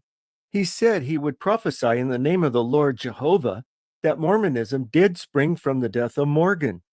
Bushman's assertion that the Spaulding theory overshadowed other explanations is simply untrue. In his 1834 book, for instance, Howe presented both the Spaulding theory and the anti-Masonic interpretation. They were not mutually exclusive, since those who advocated the Spaulding theory usually believed that the manuscript had been reworked by Joseph Smith, Sidney Rigdon, or both. Thus, Bushman overstates his case when he says Campbell himself in time subscribed to the Spaulding theory and dropped the point about Masonry. Campbell's adoption of the Spaulding theory does not necessarily mean he dropped the point about Masonry. Speaking of first-generation Mormons, Bushman argues that the people who knew anti-Masonry and the Book of Mormon in the 1830s made less of the connection than critics today. Another argument from silence, but given the fact that two major anti-Mormon works, Campbell's 1831 critique and Howe's 1834 book, criticized the presence of anti-Masonry in the Book of Mormon, the lack of a Mormon response is not a good thing. Nevertheless, as early as 1831, no less than Book of Mormon witness Martin Harris declared that the Book of Mormon was the anti-Masonic Bible. In yet another argument from silence, Bushman also asserts that converts paid no attention to anti-Masonry. He does not explain how he knows this, but one should not make too much of such an argument, since it could also be said that early converts paid no attention to teachings on the Godhead, baptism, spiritual gifts, or church government. In fact, the earliest Mormons lived in a culture of biblical supremacy and rarely referenced the Book of Mormon on any subject. As Grant Underwood's 1984 study, Book of Mormon usage in early LDS theology demonstrated. Bushman argues Lucy Smith, Joseph Smith's mother, said nothing about Masonry, William Morgan, or anti-Masonry in her autobiography. Joseph was equally neglectful. This is hardly significant since Lucy and Joseph are also silent about a host of other important subjects. Not surprisingly, the Smith histories are silent about Joseph's use of a seer stone to hunt buried treasure in Manchester, his 1826 trial for glass looking in South Bainbridge, New York, his participation in Palmyra's debating club, and his involvement with the Methodists as an exhorter, the differing religious views of his parents, and Joseph Sr.'s drinking problem. Considering these lapses, the failure to mention the Morgan excitement of the mid-1820s is hardly significant. Yet we know that the Morgan affair was important and had a negative effect on attendance at Palmyra's Mount Moriah Lodge, which counted Joseph's older brother Hiram as one of its members. By the time Joseph and Lucy wrote their histories in 1838 and 1845, the subject of Masonry and secret combinations had largely disappeared from local and national discourse, as well as from Mormon rhetoric, and anti-Masonry was no longer as important as it once seemed. Bushman complains that the Book of Mormon groups known as Gadianton were not one continuing society like the Masons, but 5 distinct combinations that sprang up among the Nephites and Jaredites. The Book of Mormon actually describes the ebb and flow of the Gadianton bands, depending on the wickedness or righteousness of the Nephite nation, and implies their continuity. Bushman sees the term Gadianton robbers as simply a convenient label for distinct groups, but after Mormon describes the founding of the Gadianton band, he observes that in the end of this book, ye shall see that this Gadianton did prove the overthrow, yea, almost the entire destruction of the Nephite people. Apparently, transmission between the first and second bands was accomplished through records hidden in the earth. Succeeding robber bands claimed Gadianton as their founder and held the belief that their oaths were of ancient date and handed down. The secret societies that appeared among the Nephites after the visit of Jesus and eventually led to their destruction were not independent, for Mormon states that the wicked part of the people began again to build up the secret oaths and combinations of Gadianton. Thus, the Book of Mormon's treatment of ancient secret societies is not as fragmentary as Bushman states. On the other hand, international Freemasonry was not as unitary as Bushman claims, since it was generally recognized to be divided among distinctive orders and rites, with 2 competing Grand Lodges in New York alone. The disunity of Masonry was noted by anti-Masonic minister Henry Dana Ward, who wrote in 1829 that the present convulsed state of Mexico is principally owing to the secret operations of 2 Masonic parties, the York Masons and the Scottish Masons. Ultimately, Bushman's complaint is irrelevant, since it was not imperative that Smith follow either a unitary or diversified history of Masonry. He was free to adapt such cultural borrowings to the requirements of his own work. The historical and literary critic seeks evidence of environmental influence, not exact replication. An author uses his life experiences to create something both familiar and unique, and some differences, especially of traits not considered particularly distinctive, should be expected. Bushman expresses surprise that the murder of the Masonic traitor William Morgan in 1826 had no equivalent in the Book of Mormon. Again, one should not expect an exact duplicate plotline in the Book of Mormon, but Morgan would be portrayed as a hero, not as a traitor. The Reverend David Pease's 1830 sermon provides a good example of how anti-Masons regarded Morgan. More than 100 ministers of the gospel have renounced and denounced Freemasonry, but it was reserved by the providence of God for Captain William Morgan to openly commence the attack upon this potent foe, which had secretly interwoven itself with all our civil, religious, and even domestic concerns. He bravely opened the war against that power, and though he fell as a martyr in the cause, he tore away the strongest pillars. The spell with many was now broken. A ray of light found its way into the chamber of darkness. The Book of Mormon's rhetoric about prophets being martyred at the hands of secret combinations could have been loosely inspired by Morgan's murder. Speaking of the latter-day secret combinations, Moroni warns, "The Lord will not suffer that the blood of the saints, which shall be shed by them, shall always cry unto him from the ground for vengeance." By 1830, anti-Masons were expanding their rhetoric to include accusations of other Masonic murders besides Morgan's. That year, social reformer Lebbeus Armstrong declared that many of the numerous murders which have polluted this and other lands with blood, which horrid deeds have been palmed on some innocent or unknown persons, have been really the bloody fruits of Masonic executions. It is awfully feared that when the light of eternity shall shine on the deeds of darkness, and every secret thing shall be brought into judgment, it will then be found that many of the sudden deaths in the world have been the result of Masonic vengeance, in the execution of penalty in the lodge room, or personal dispatch by poison or assassination, as the ghosts of the murdered Artemus Kennedy near Boston, the poisoned Simmons of Albany, and a host of others would doubtless testify now were they permitted to speak.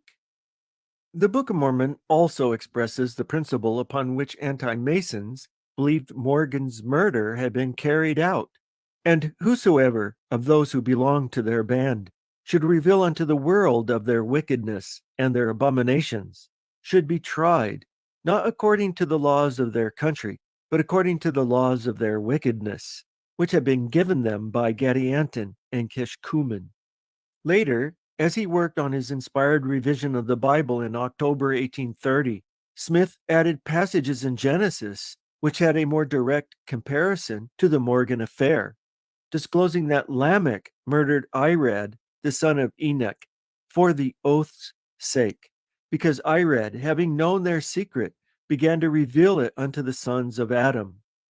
So Bushman's argument from silence is incorrect, since the Book of Mormon and other early revelations of Joseph Smith do reflect Morgan's story. Bushman insists that in the supposed anti-Masonic passages in the Book of Mormon, nothing was said about Masonic degrees or elaborate initiation rituals. This argument from silence carries little weight, because the Book of Mormon itself repeatedly explains the omission. Moroni, for instance, states that he does not describe the oaths and combinations of the Jaredites, for it hath been made known unto me that they are had among all people, and they are had among the Lamanites. He then directly associates the Gadianton oaths with those practiced by latter-day secret combinations. It was unnecessary to repeat these secret oaths because readers were already familiar with them. Besides, a book purporting to be a history of Jewish immigrants with scant details of their elaborate rituals and customs can hardly be expected to record rituals that were considered satanic. The Book of Mormon does not give the details of the secret oaths, but it does provide general information that the first readers would have easily associated with Freemasonry. Mormon mentions the Gadianton bands, like Masons, had their signs, yea, their secret signs, and their secret words, and explains the purpose of such devices in language reminiscent of the anti-Masonic rhetoric. The Gadianton bands, he explains, adopted their secret signs and words that they might distinguish a brother who had entered into the covenant, that whatsoever wickedness his brother should do, he should not be injured by his brother, and explains that initiates promise that they would protect and preserve one another in whatsoever difficult circumstances they should be placed, and they should not suffer for their murders and their plunderings and their stealings. By the time the Book of Mormon appeared, anti-Masons had widely published the secret Masonic oaths and rituals, including its signs and passes or hand grips, and accompanying secret words or names. Masons who received the secret word for the second degree were told that it was used by our ancient brethren to distinguish a friend from foe. Anti-Masons charged that the oaths were designed to protect their guilty brethren from the lash of the civil laws, whether guilty or not guilty, treason and murder not accepted. And although they may be obliged to swear falsely to clear the guilty brother, they must do it, or incur the penalty of secret death. While the Book of Mormon is reticent about detailing the secret oaths, signs, and words, it nevertheless gives hints. Akish's Jaredite secret combination included a death oath requiring initiates to swear unto him by the God of heaven, and also by the heavens, and also by the earth, and by their heads, that whosoever should vary from the assistance which Akish desired should lose his head. And whoso should divulge whatsoever thing Akish made known unto them, the same should lose his life. In his own book, Mormon reports that many of the Nephites enter into Masonic-like oaths, swearing before the heavens and by the throne of God to avenge the blood of their fathers. Mormon states that they had sworn by all that had been forbidden them by our Lord and Savior, Jesus Christ. This alludes to Jesus' teachings both in Palestine and America. In the Sermon on the Mount, Matthew 5:33 through 37 quotes Jesus as saying, "Again, ye have heard that it hath been said by them of old time, Thou shalt not forswear thyself, but shalt perform unto the Lord thine oaths. But I say unto you, swear not at all, neither by heaven, for it is God's throne, nor by the earth, for it is his footstool, neither by Jerusalem, for it is the city of the great king. Neither shalt thou swear by thy head, because thou canst not make one hair white or black. But let your communication be, yea, yea, nay, nay, for whatsoever is more than these cometh of evil." It was well known in Smith's day that Masonic degrees included penal signs and blood oaths, which described various ways life might be taken. The penalty for the first degree's entered apprentice, for instance, mentions having one's throat cut. Not until the higher degree of Knights Templar, as reported in the Wayne Sentinel on 14th of March 1828, do we find mention of having one's head struck off. Not surprisingly, anti-Masons quoted Jesus' words against oath-taking. In a speech delivered before the Brethren of St. John's Lodge in Middletown, Connecticut, on August 12, 1830, General Chauncey Whittlesey renounced his Masonic affiliation, declaring, among other things, that Masonry is an anti-Christian institution, because Christ has said, "Swear not at all," but in the lodge, oath after oath of the most awful character is unnecessarily administered. One speaker at an anti-Masonic convention held in Philadelphia in 1830 said, "The first oath they take when they enter the lodge, they violate both the laws of religion and morality. Christ says, 'Swear not at all.' Every oath taken is in fact profane swearing, because it is unauthorized." So Bushman's complaint that the Book of Mormon lacks details in its description of ancient and modern secret combinations is weak and somewhat untrue. Osler states, "A frequent charge against Masonry, also absent from the Book of Mormon, was that it displaced Christianity by being a religion itself. Book of Mormon bands of robbers were not a quasi-religious fraternity." Osler's depiction of both anti-Masonic rhetoric and the Book of Mormon's Gadianton bands is both incomplete and misleading. It is true that anti-Masonic rhetoric initially focused on the fraternity's assumed threat to Christianity, but following the apparent murder of William Morgan in 1826, the concern shifted to the implied erosion of civil liberties and free government. By 1828, this had become a highly politicized topic, as anti-Masons organized to prevent the election of Andrew Jackson to the presidency. Religious concerns were not entirely displaced, but political and legal arguments dominated. One therefore should not expect to find the Gadianton robbers described as a religious organization. Instead, as expected, they are introduced during a hotly contested election, where they are involved in assassination plots until they are forced to flee into the wilderness, where they devolve into marauding robber bands. Contrary to Osler's portrayal, anti-Masons feared that Freemasonry could destroy rather than replace Christianity. In the introduction to Morgan's 1827 Illustrations of Masonry, publisher David C. Miller declared, "Masonry is to the modern world what the whore Babylon was to the ancient, and is the beast with 7 heads and 10 horns, ready to tear out our bowels and scatter them to the 4 winds of heaven." The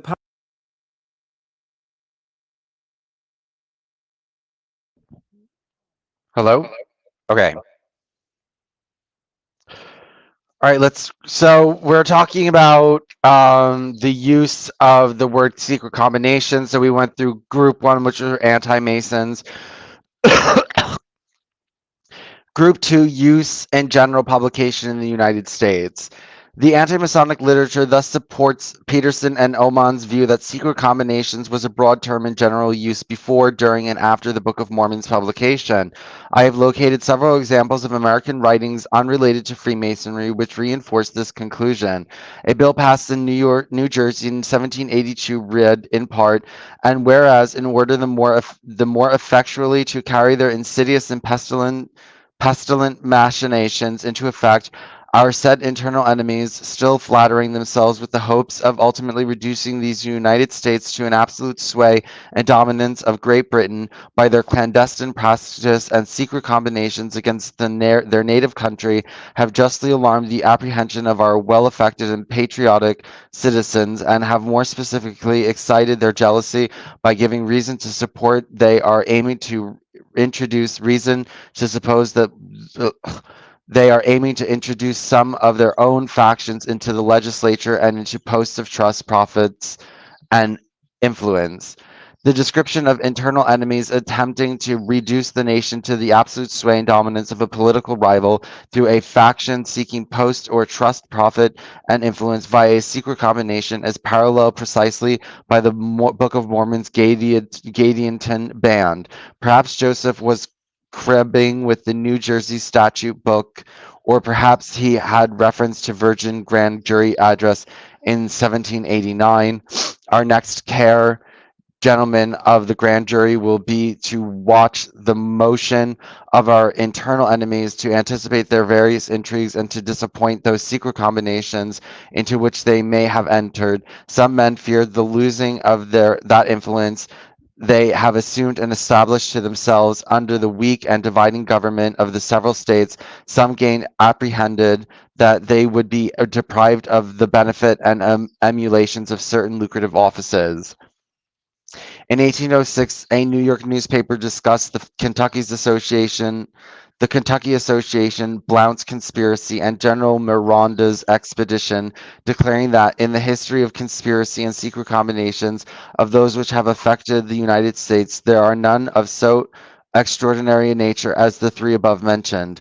These machinations aimed to respectively separate Kentucky and parts of the West from the United States and join them to the British Crown, recruit men from the United States, and invade Spanish territory from British Canada, of hoping to annex it for England and invade Spanish Venezuela with British encouragement. Miranda was a Freemason, but no mention of that connection occurs. At Work from 1804 to 1807 describes a crisis during President Washington's second term. In 1793, the seditious and violent resistance to the executive execution of the law imposing duties on spirits distilled within the United States and advanced on the part of the executive. This open defiance of the law and the authority of the government was believed imperiously to require that the strength and efficacy of those laws should be tried. Meanwhile, the insurgents omitted nothing which might enlarge the circle of the disaffection. A vast mass of opposition remained, determined to obstruct the re-establishment of civil authority. But although no direct and open opposition was made, the spirit of insurrection was not subdued. Thus we see that when the mind inflamed by supposition dangers gives a full loose to the imagination and fastens upon some object with which to disturb itself. The belief that the danger exists seems to become a matter of faith under a government emanating entirely from the people and with an administration whose sole objection was their happiness. The public mind was violently agitated with apprehension of a powerful and secret combination against liberty, which was to discover itself by the total overthrow of the republican system. That those who were charged with these designs were a destitute of the means as of the will to effect them did not shake the firm belief of their existence. Oh no.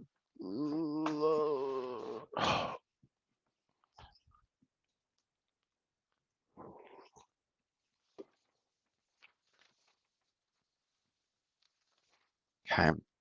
The citation above comes from the 1832 edition, and its use of secret combinations shows no awareness of lexical shift, though we cannot say whether such a detail would have been noticed or corrected prior to reprinting, nor are such secret combinations even confined to the political realm. In 1818, the governor of Connecticut urged that limited liability partnership to be publicly registered to avoid secret combinations unknown to the public. On these grounds, I respectfully invite you to consider whether it is not contrary to public policy, if not an abridgment of private right, to restrain individuals from forming partnerships with limited responsibility, as the community are interested in being guarded against frauds arising from secret combinations. It would be proper to require contrast of this nature to be recorded in a public office.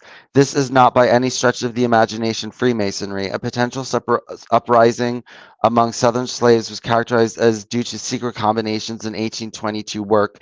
Although the utter impracticality of effecting any permanent change in their conditions by an insurrection among our slaves has been, we think, fully demonstrated, it is nevertheless indispensable to our safety to watch all their motions with a careful and scrutinizing eye, and to pursue such a system of policy in relation to them as will effectually prevent all secret combinations among them hostile to our peace.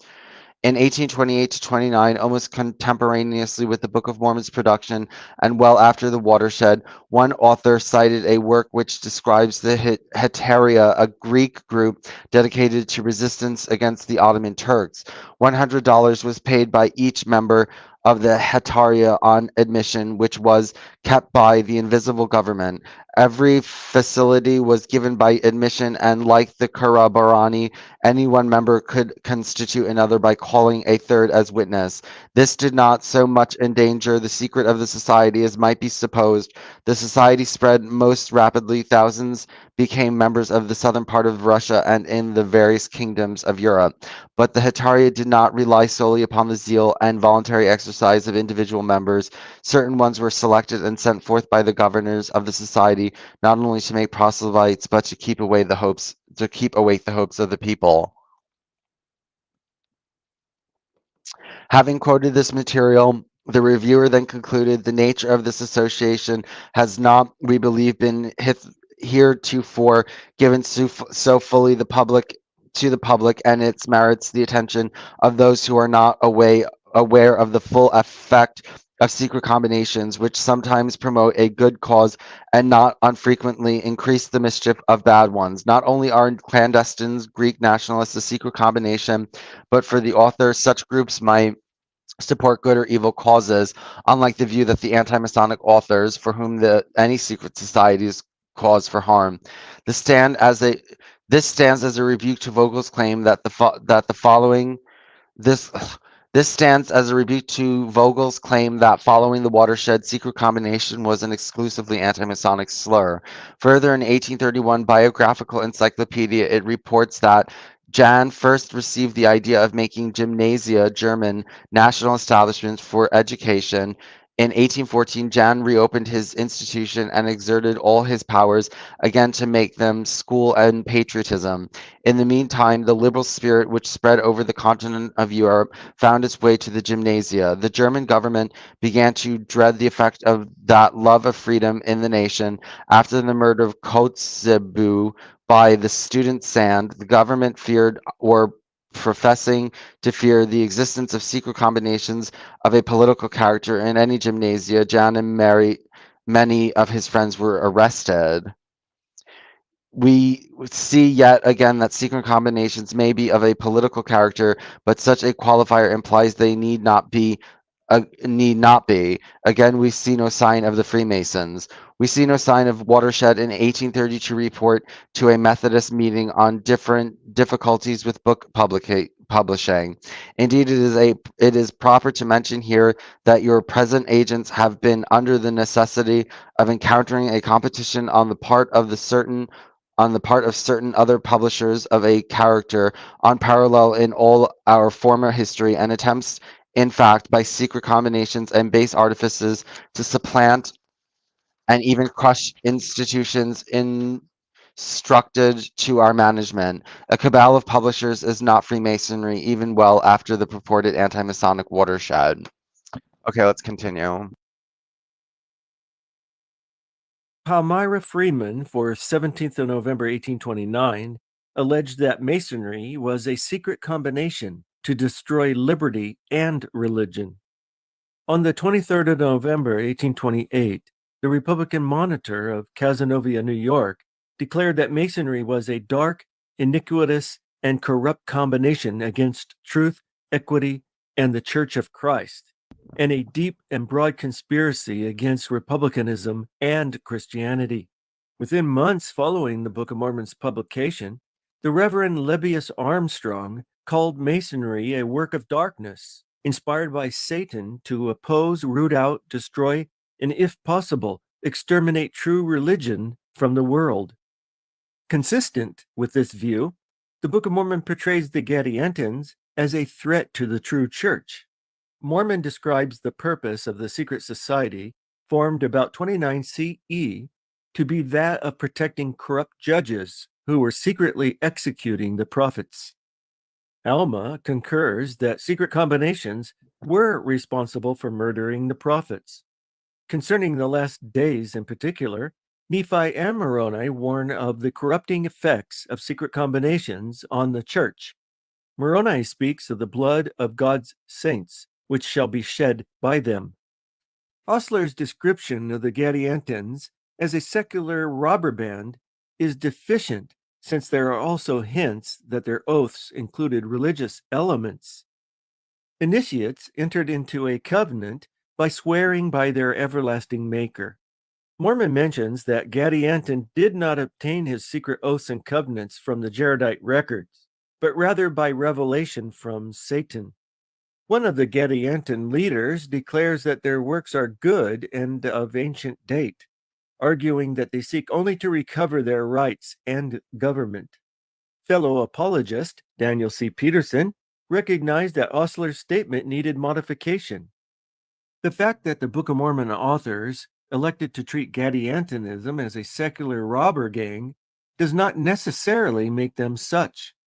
A close reading of the text, even in its present tendentious state, demonstrates that Gadiantonism was an ideological movement and an alternative religious vision of considerable seductive power.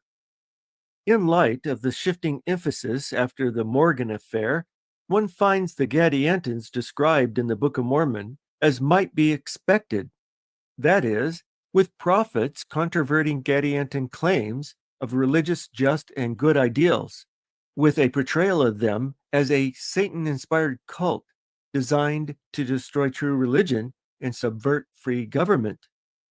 Osler argues, nowhere in anti-Masonic rhetoric were Masons referred to as a distinct band of robbers. The Masons were never identified as a group which held out in the mountains and attacked as marauding robbers.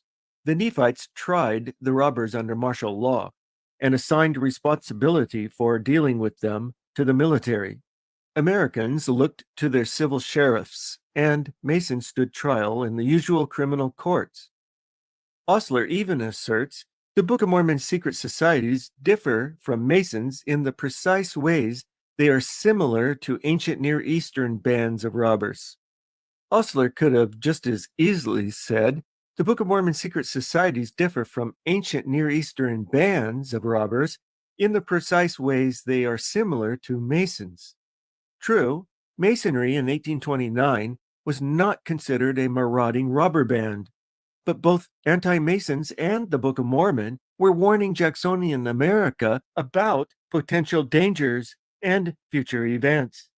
The Gadianton bands did not originate in the Outback, but emerged about 52 BCE among the Nephites during a hotly contested election as a secret society intent on infiltrating Nephite government by assassination, and only later were they driven into the wilderness and took on the characteristics that Osler emphasizes. Nothing prohibited Joseph Smith from blending elements from various places as he imagined the decline and fall of the Nephite nation. For example, he may have been aware of the Sicarii, a band of robbers who operated in Palestine before the Roman destruction of Jerusalem about 70 CE, mentioned by Josephus, the first century Jewish historian. In his Antiquities of the Jews, Josephus writes that the country was again filled with robbers and impostors who deluded the multitude. These robbers, like the Gadiantons, lived in the caves and mountains near the city. Josephus reports that the robbers stirred up the people to make war with the Romans and said they ought not to obey them at all. And when any persons would not comply with them, they set fire to their villages and plundered them. And then it was that the Sicarii, as they were called, who were robbers, grew numerous. The Latin designation Sicarii refers to the daggers they concealed under their garments, which they used to assassinate Jewish merchants and officials who collaborated with the Romans. With these daggers, Josephus informs, they slew a great many, for they mingled themselves among the multitude at their festivals, and easily slew those they had a mind to slay. Ironically, the Sicarii were hired by Felix, the Roman official in charge of Judea, to assassinate Jonathan the high priest, which they carried out by mingling with the crowd in the temple and then striking suddenly. Similar to Moroni, Josephus believed these secret murderers and robbers were responsible for the destruction of Jerusalem. It seems to me, he wrote, to have been the reason why God, out of his hatred of these men's wickedness, rejected our city. And as for the temple, he no longer esteemed it sufficiently pure for him to inhabit therein, but brought the Romans upon us, and threw a fire upon the city to purge it. Brigham Young University assistant professor of ancient scripture, Lincoln H. Blumel, doesn't deny that the respective purposes of the robbers in Josephus and the Book of Mormon are quite similar, and their modus operandi share a number of parallels, but insists that this does not automatically suggest Joseph Smith's direct reliance on Josephus. Still, the similarity is striking, and nothing prevented Smith from blending it with anti-Masonic rhetoric about the Jacksonians. However, despite Osler's assertion about Masonry, the wilderness condition of Masonry was not a foreign idea. According to Masonic lore, before lodges were erected, ancient Masons met on the highest hills and the lowest vales because it was better to guard against cowens, or intruders, and enemies, either ascending or descending, that the brethren might have timely notice of their approach to prevent being surprised. Some lodges were themselves referred to as encampments. Thus, the Reverend Peter Sanborn worried in 1829 that Masonry was an encampment entrenched on a high and inaccessible mountain, ready to rush down upon our country like an irresistible tornado. Whether in legend or metaphor, the wilderness imagery was there to expand upon. In view of the 1828 rhetoric about Andrew Jackson's early involvement with the Aaron Burr conspiracy in the Western Territories in 1805 and 1806, which anti-Masons believed included a Masonic cover-up. The idea that plots to overthrow the government would come from the wilderness was not unrealistic. It remains unclear what Burr's full intentions were as he plotted his Western coup, but he gained lasting notoriety as a traitor, and Jackson's involvement, though perhaps innocent, hurt him in the 1828 campaign. Concerning the Burr conspiracy, anti-Masonic writer Henry Dana Ward declared, "The injury done to our national character by Burr's conspiracy was of the highest magnitude. The private correspondence of that conspiracy was carried on in the Royal Arch cipher, which is a proof that the agents were exalted Freemasons. This accounts also for their escaping the vengeance of the law. The evidence of their guilt was chiefly in the mystic characters of Freemasonry and the Royal Arch breasts, and thus closed against the search of human tribunals by the profane oath and impious penalty of a Royal Arch Mason's obligations." Osler is also incorrect about Masons not being classed with robbers. The Wayne Sentinel for the 26th of September 1828 reprinted an article alleging that Masonry's real object is anarchy and plunder. Anti-Masons criticized the fraternity's attempt to gain unfair economic advantage over the uninitiated, and frequently quoted Volney's statement that every association which has mystery for its basis or an oath of secrecy is a league of robbers against society. Joseph Smith may have transformed Volney's metaphor into a dramatic portrayal, or simply assumed that Masons forced into encampments would degenerate into robber bands for survival. Osler added very little to Bushman's arguments. Stop stuffing sopping wet bags of ice into your cooler.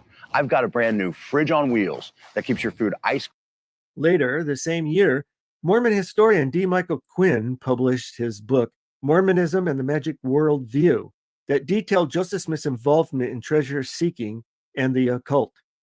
Pushing his thesis a bit too far, Quinn argued that the Book of Mormon's prediction of latter-day secret combinations and secret murders really refers to witchcraft and occult murders, but offered little evidence in support of his occult thesis.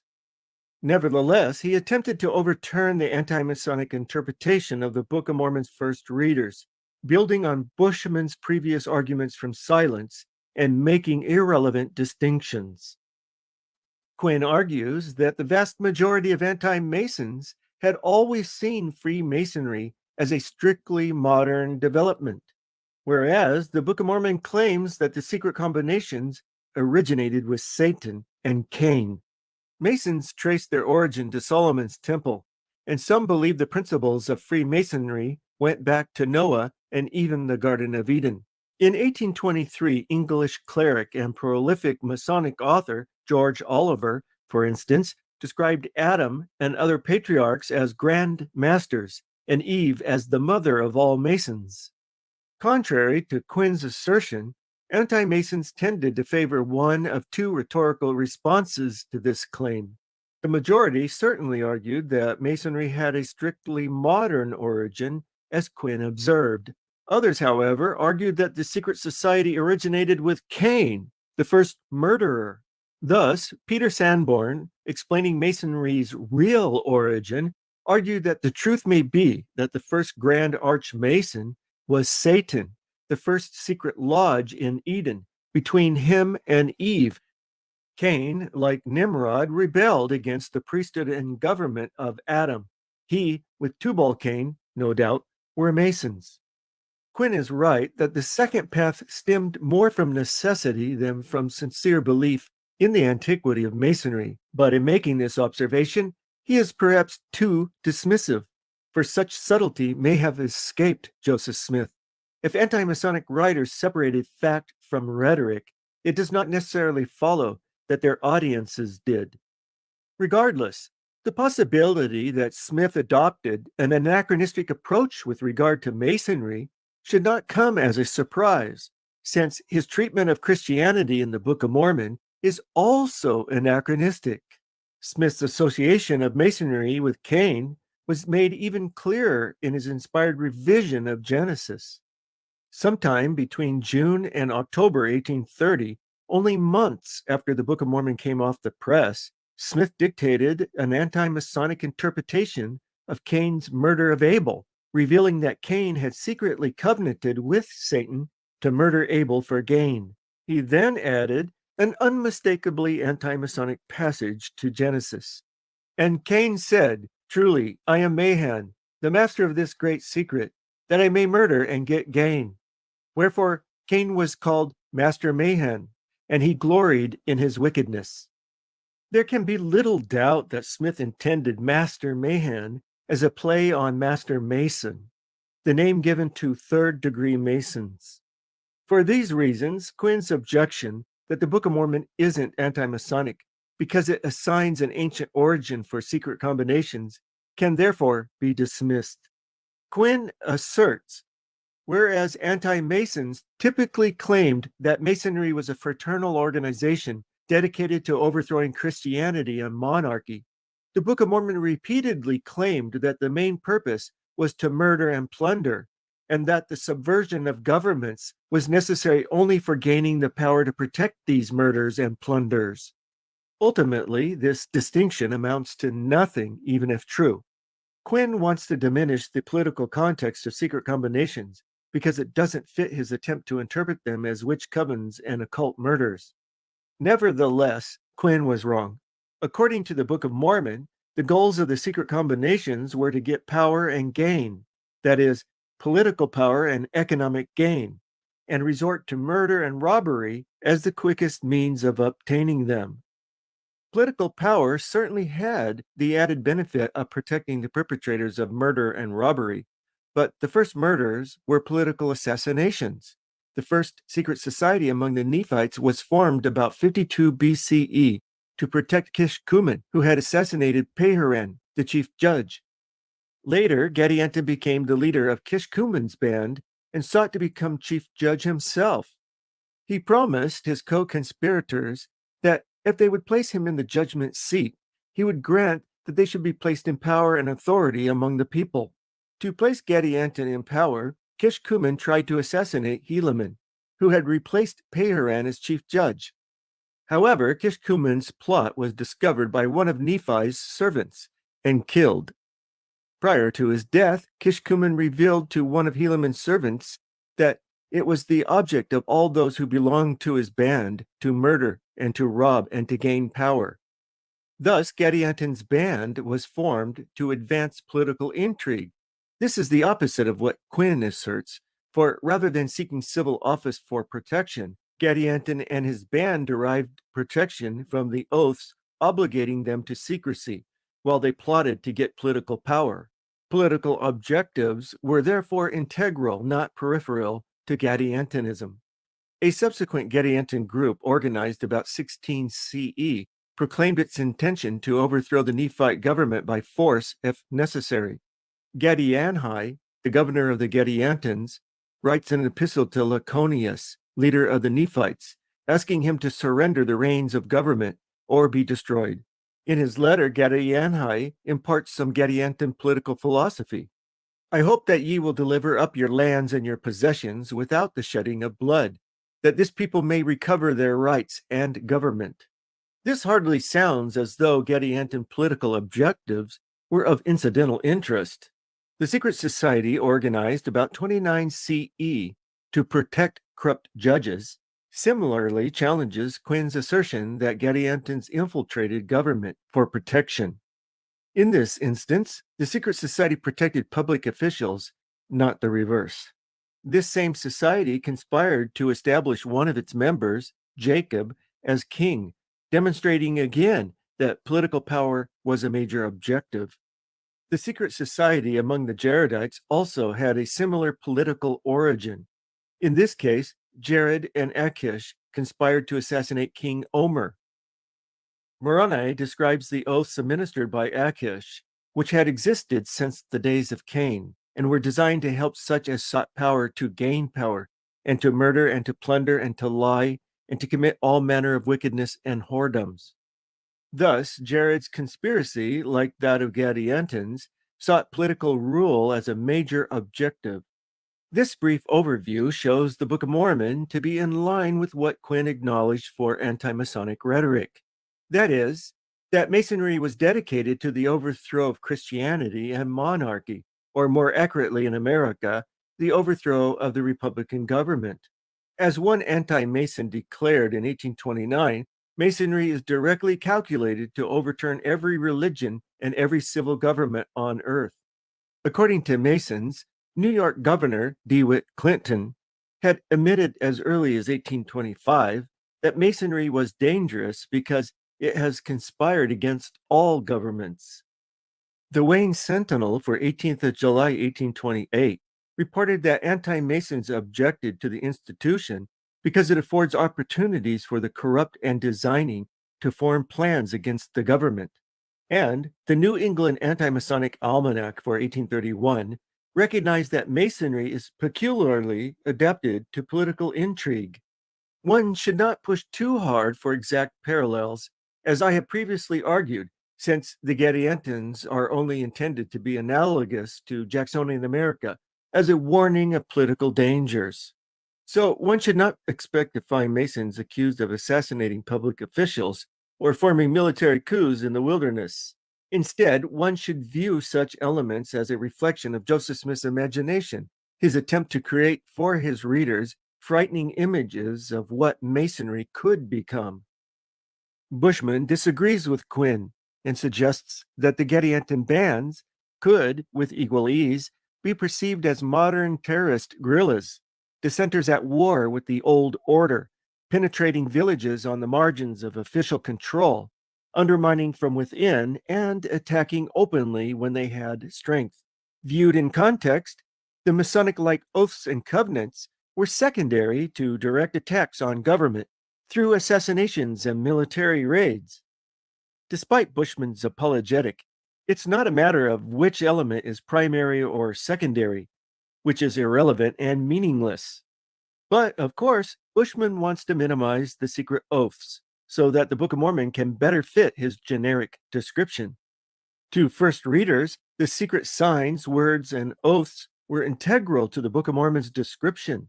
Indeed, the oaths and covenants were central to the Gadianton plan of infiltration, as well as to their cohesion and identity.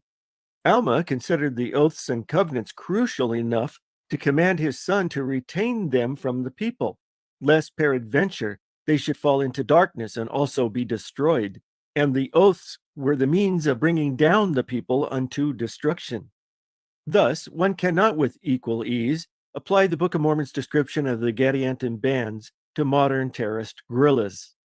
In the context of the 1828 election, Jackson and his followers were the dissenters at war with the old order. It was a period of extreme tension and represented a major shift in the balance of power in the United States. Not surprisingly, many predicted doom upon the young nation and feared that the situation would degenerate into civil war. Given Masonry's own militaristic imagery, its reference to encampments and knights, together with its apparent union with the liberal Democrats headed by the famous General Jackson, whose brutality was a feature of the opposition's campaign rhetoric, Joseph Smith would not have to stretch his imagination too far to come up with the militant Gadianton bands. Peterson finds that one of the major difficulties with the anti-Masonic interpretation is that one must see Joseph Smith as a vocal and committed anti-Mason in 1830, who then, only 12 years later, enthusiastically joined the Masons and, as some would have it, borrowed the most sacred rituals of his religion from them. Where, then, is the evidence of his alleged conversion from anti-Masonry in the late 1820s during the translation of the Book of Mormon to pro-Masonry in the 1840s when he was revealing the ordinances of the temple? The situation in America had dramatically changed by the time Joseph Smith became a Freemason on the 15th of March, 1842.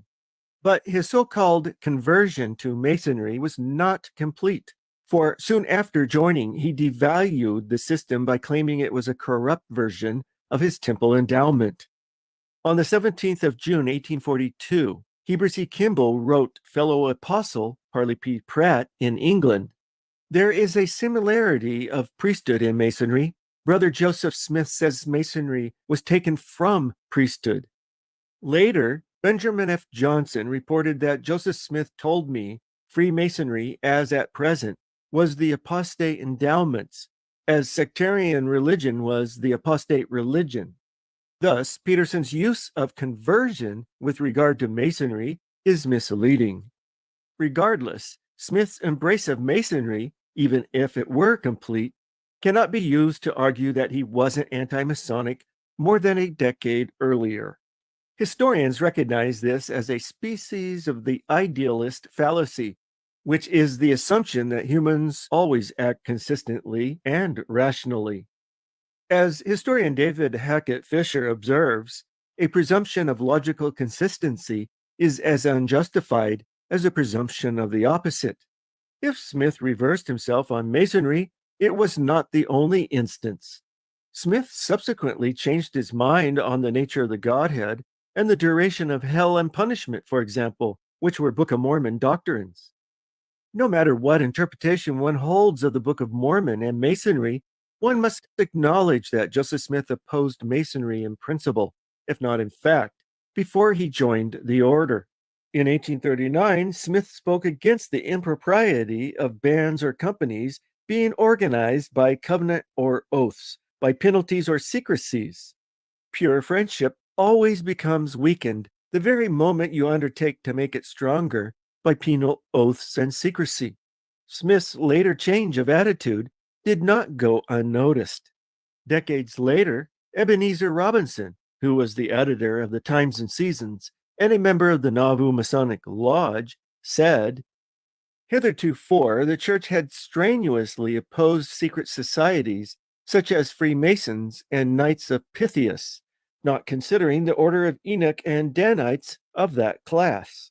But after Dr. John C. Bennett came into the Church, a great change of sentiment seemed to take place. James C. Brewster, who became the leader of a dissident Mormon group, saw the endowment as a contradiction of earlier teachings.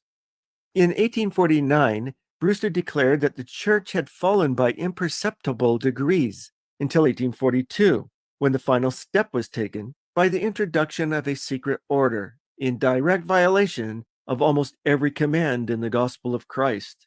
The priesthood does not consist in high-sounding titles, in secret combinations, in key words and mysteries," he wrote. All interpreters, not just those proposing an anti-Masonic interpretation of the Book of Mormon, must deal with Joseph Smith's inconsistency. Peterson argues that secret combinations is a generic term for any secret society, and disputes my 1989 contention that at the time of the Book of Mormon's publication, the term secret combinations was used almost exclusively to refer to Freemasonry. Consequently, Peterson and his fellow apologists think that it's a simple matter of searching for exceptions, no matter how far removed from the time and place of the Book of Mormon's publication. My 1989 statement was based on extensive reading in the primary documents, but with the advent of Google, about 24 non-Masonic uses of the phrase secret combinations have been located. However, my intention was to show that in the context of the 1828 U.S. presidential campaign, in which Andrew Jackson's opponents exploited his Masonic affiliation, the phrase had become politically charged, not that anti-Masons had invented the phrase. In such an environment, the term had become laden with anti-Masonic connotation, and hence it informed first readers in their unanimous interpretation of the Book of Mormon as anti-Masonic. The term secret combinations had special significance to anti-Masons, especially in Western New York, where William Morgan had been abducted and presumably murdered by the Masons in 1826. To many people, it seemed that the perpetrators were being protected by fellow Masons who had infiltrated the government. Only 6 weeks after Morgan's disappearance, the citizens of Leroy resolved to withhold votes from any candidate for public office who has in any way aided, assisted, or approved of those late outrages, and does not publicly condemn them. After wondering, is it the result of accident that the Masons hold all the offices, govern the presses, and control the administration of justice? The Batavia Advocate concluded, we must resort to the polls of election. The following February, the Anti-Masonic Party was formed, and soon they were holding local meetings and state and national conventions, during which resolutions were drafted. The party's main aim was to prevent the election of Masonic candidates, especially Andrew Jackson in 1828 and 1832, and to support anti-Masonic candidates, most notably William Wirt, in his unsuccessful presidential campaign of 1832. Hence, examples of non-Masonic uses of the phrase, before it had become a feature of anti-Masonic rhetoric, do not necessarily detract from my initial observation, as also those that are drawn from a time when anti-Masonry had lost its political usefulness, and many anti-Masons joined the Whig Party in the late 1830s. The most thorough apologetic attempt to discredit the idea that there was a semantic narrowing of the term secret combinations following William Morgan's disappearance in 1826 and during the 1828 campaign is Gregory L. Smith's 2015 Interpreter article, Cracking the Book of Mormon's Secret Combinations. While Mr. Smith included an index with 18 additional examples of the non-Masonic use of the phrase secret combinations between 1833 and 1850, his essay focused on 13 examples between 1782 and 1832, evidently believing them to be the most relevant. Among other things, Mr. Smith argued that anti-Masons did not limit the term secret combinations to Masonry, but expanded it to include other secret combinations. But in doing so, he confused hypothetical groups with actual groups. Mr. Smith quotes Solomon Southwick's demand that those seeking political office should swear to and subscribe a declaration, in addition to the oath or oaths now in use, that he was not then a member and would not thereafter become one of any secret self-created combination whatsoever. Apologist Smith argues that this shows that Southwick clearly believes that a wide variety of secret self-created combinations are present and future risks, and that it is implicit evidence that the phrase secret combination was already broadly understood by his audience to apply to any number of nefarious organizations or practices. Naturally, anti-Masons were opposed in principle to anything like Masonry, but this was merely hypothetical and reflected Washington's warning to beware of combinations and associations under whatever plausible character. The hypothetical nature of Southwick's statement is made clear when he subsequently quotes an editorial that refers to Washington's farewell warning, and then asks, what secret combination existed in our country at that time, except Masonry? So, according to anti-Masons, Washington specifically referred to Freemasons, but also hypothetically to any similar group that may appear in the future. This is the very definition of semantic narrowing, and explains why first readers of the Book of Mormon readily interpreted its discussion of secret combinations with Freemasonry. The resolutions of various anti-Masonic conventions adopted Washington's language outright, while others paraphrased it. Thus, the Anti-Masonic Convention in Connecticut in 1830 approved a resolution against all secret combinations of men under whatsoever plausible character, while another convention in Philadelphia appointed a committee for the sole purpose of diffusing information extensively on the subject of Freemasonry and other secret combinations against the equal rights of mankind and our free institutions. Political anti-Masons took a stand against all secret societies as incompatible with free institutions, but they also viewed Masonry as polymorphic or diverse in nature, with various independent lodges and orders, such as the York and Scottish Rites.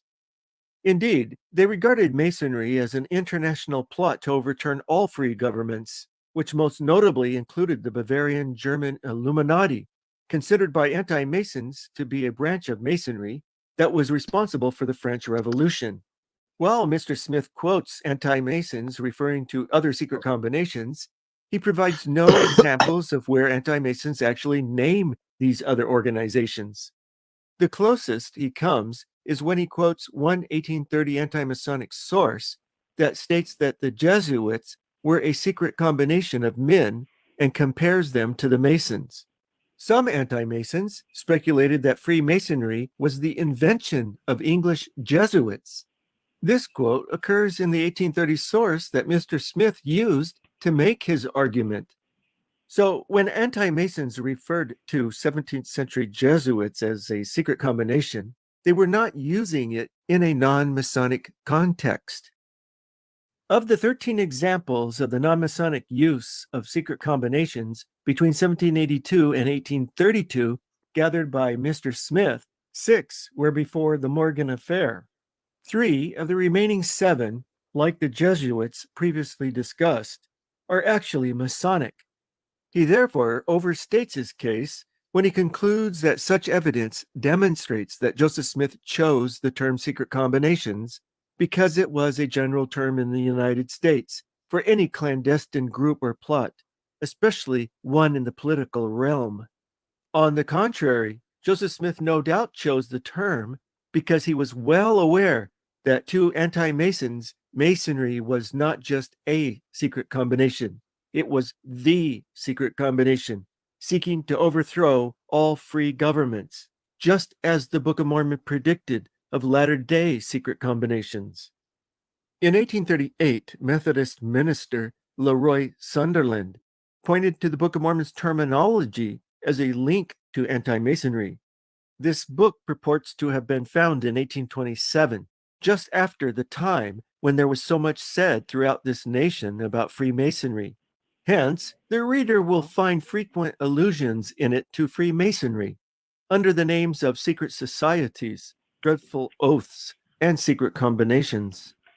Interestingly, in a detailed response to Sunderland's criticisms of Mormonism in the Book of Mormon, later the same year, Parley P. Pratt skipped the issue of anti-Masonry entirely. The term secret combinations was in fact defined by anti-Masons themselves. Perhaps the best example comes from the Morgan Investigator, a periodical published near the Smith farm at Batavia, New York, which declared in its 29th of March 1827 issue, "Beware of secret combinations. These are the dying words of General George Washington. Do not these words point with an index that cannot be mistaken to the Society of Freemasons?" The same year, Solomon Southwick, editor of the National Observer at Albany, New York, published a solemn warning against Freemasonry, in which he repeated the statement from another newspaper, which bears repeating with further comment. When we hear him, Washington, uttering a farewell warning to his countrymen to beware of secret combinations, what are we to suppose he means? What secret combination existed in our country at that time except Masonry? However, Washington had only warned of combinations and associations, not secret combinations. Anti-Masons had thus added secret to Washington's words to make it appear that he agreed with them. This led Masons to charge Southwick and other anti-Masons with perpetrating a base forgery for political purposes. In 1829, Masons retorted, "It is one of the most ridiculous and contemptible forgeries and impositions ever attempted to be palmed upon the public." Nevertheless, tampering with Washington's words to make it appear he had warned against Freemasonry shows that the term secret combination was firmly embedded in their anti-Masonic arsenal. Clearly, when I wrote that the term secret combinations was used almost exclusively to refer to Freemasonry, I meant that the anti-Masonic definition of the term was the dominant one when the Book of Mormon appeared. I think that is what we find in the historical record. Ultimately, whether or not the term secret combinations was used almost exclusively by anti-Masons is less important than it was their favorite term, one that they inaccurately tied to none other than Washington. Joseph Smith had used the right term to help his readers make the right identification without using the name. Peterson rejects the connection I made between the Masons and a number of Joseph Smith's revelations that mention the reason for moving to Ohio and ultimately to Missouri was to escape secret combinations. Instead, Peterson suggests that the secret combinations were simply persecutors, the mobs with whom Mormons would become so wearily well acquainted. In historical context, it is clear that Smith's revelations describe something more powerful and pervasive than Mormon persecutors, something which functions independently of the Mormons. What is more, contrary to Peterson's assertion that there is no reason to suppose that the secret combinations alluded to in the Doctrine and Covenants have any connection at all with Freemasonry, there are, in fact, several good reasons for this. On the 9th of February, 1831, shortly after Smith arrived in Ohio, he dictated a revelation announcing that Mormons were to gather to the New Jerusalem in Missouri. Let him that goeth to the east teach them that shall be converted to flee to the west, and this in consequence of that which is coming on earth, and of secret combinations. This statement continues a theme of an earlier revelation, dictated in New York prior to leaving, which explained that which is coming on earth is a desolating war. Behold, the enemy is combined, and now I show unto you a mystery, a thing which is had in secret chambers, to bring to pass even your destruction in process of time, and ye knew it not. And again I say unto you, that the enemy in the secret chamber seeketh your lives. Ye hear of wars in far countries, and you say that there will soon be great wars in far countries, but ye know not the hearts of men in your own land. Wherefore, for this cause, I gave unto you the commandment, that ye should go to the Ohio. Believers are warned to flee those who plan their destruction in secret chambers, a term sometimes applied to Masonic lodges. Significantly, there is a close association of secret combinations with the coming war, which makes Peterson's interpretation of Mormon persecutors too narrow. Despite Peterson's apologetic, Joseph Smith nevertheless named the Masons as persecutors. Following his departure to Ohio, Joseph Smith feared that family members remaining in New York were in danger from Morgan-like plots. Evidence of this is provided in a letter Joseph Smith wrote from Kirtland, Ohio to his brother Hiram in Colesville, New York, dated 2nd of December, 1830. Following Hiram's flight from Manchester in October 1830 to evade creditors, his mother reported her bewilderment over his departure, since the secret combinations of his enemies were not fully developed. A short while later, a group of men claiming to represent Dr. Alexander McIntyre ransacked the Smiths' cabin, looking for Hiram. When Joseph Smith learned of the incident, he wrote to warn Hiram to beware of the Freemasons. McIntyre heard that you were in Manchester, and he got a warrant and went to your father's to distress the family. But Harrison, referring to brother Samuel Harrison Smith, overheard their talk, and they said that they cared not for the debt if they could obtain your body. They were there with carriages. Therefore, beware of the Freemasons. Masonic records indicate that the Smith family physician, Alexander McIntyre, and Levi Daggett, who sued Hiram and issued a warrant for his arrest, were both members of Palmyra's Masonic Lodge. In his letter to Hiram, Joseph not only revealed an anti-Masonic bias, but expressed his belief that Masons were among the chief persecutors of the Mormons in New York. So Peterson's attempt to limit secret combinations to persecutions is both inaccurate and incomplete. In context, Joseph Smith's revelations link secret combinations with war breaking out in America, which is what Jackson's opponents feared as well, especially the anti-Masons. Peterson notes that the vast majority of the anti-Masons joined the rising Whig Party, but at least in Kirtland, the Mormons were Jacksonians almost to a man. In an environment where political deals and compromise were the norm, voting is not the best index of ideological stance. Rather than voting conscience, Mormons tended to vote as a bloc to maximize their political clout. In Ohio, Mormons unhappily found themselves in counties where the anti-Masons were also anti-Mormons.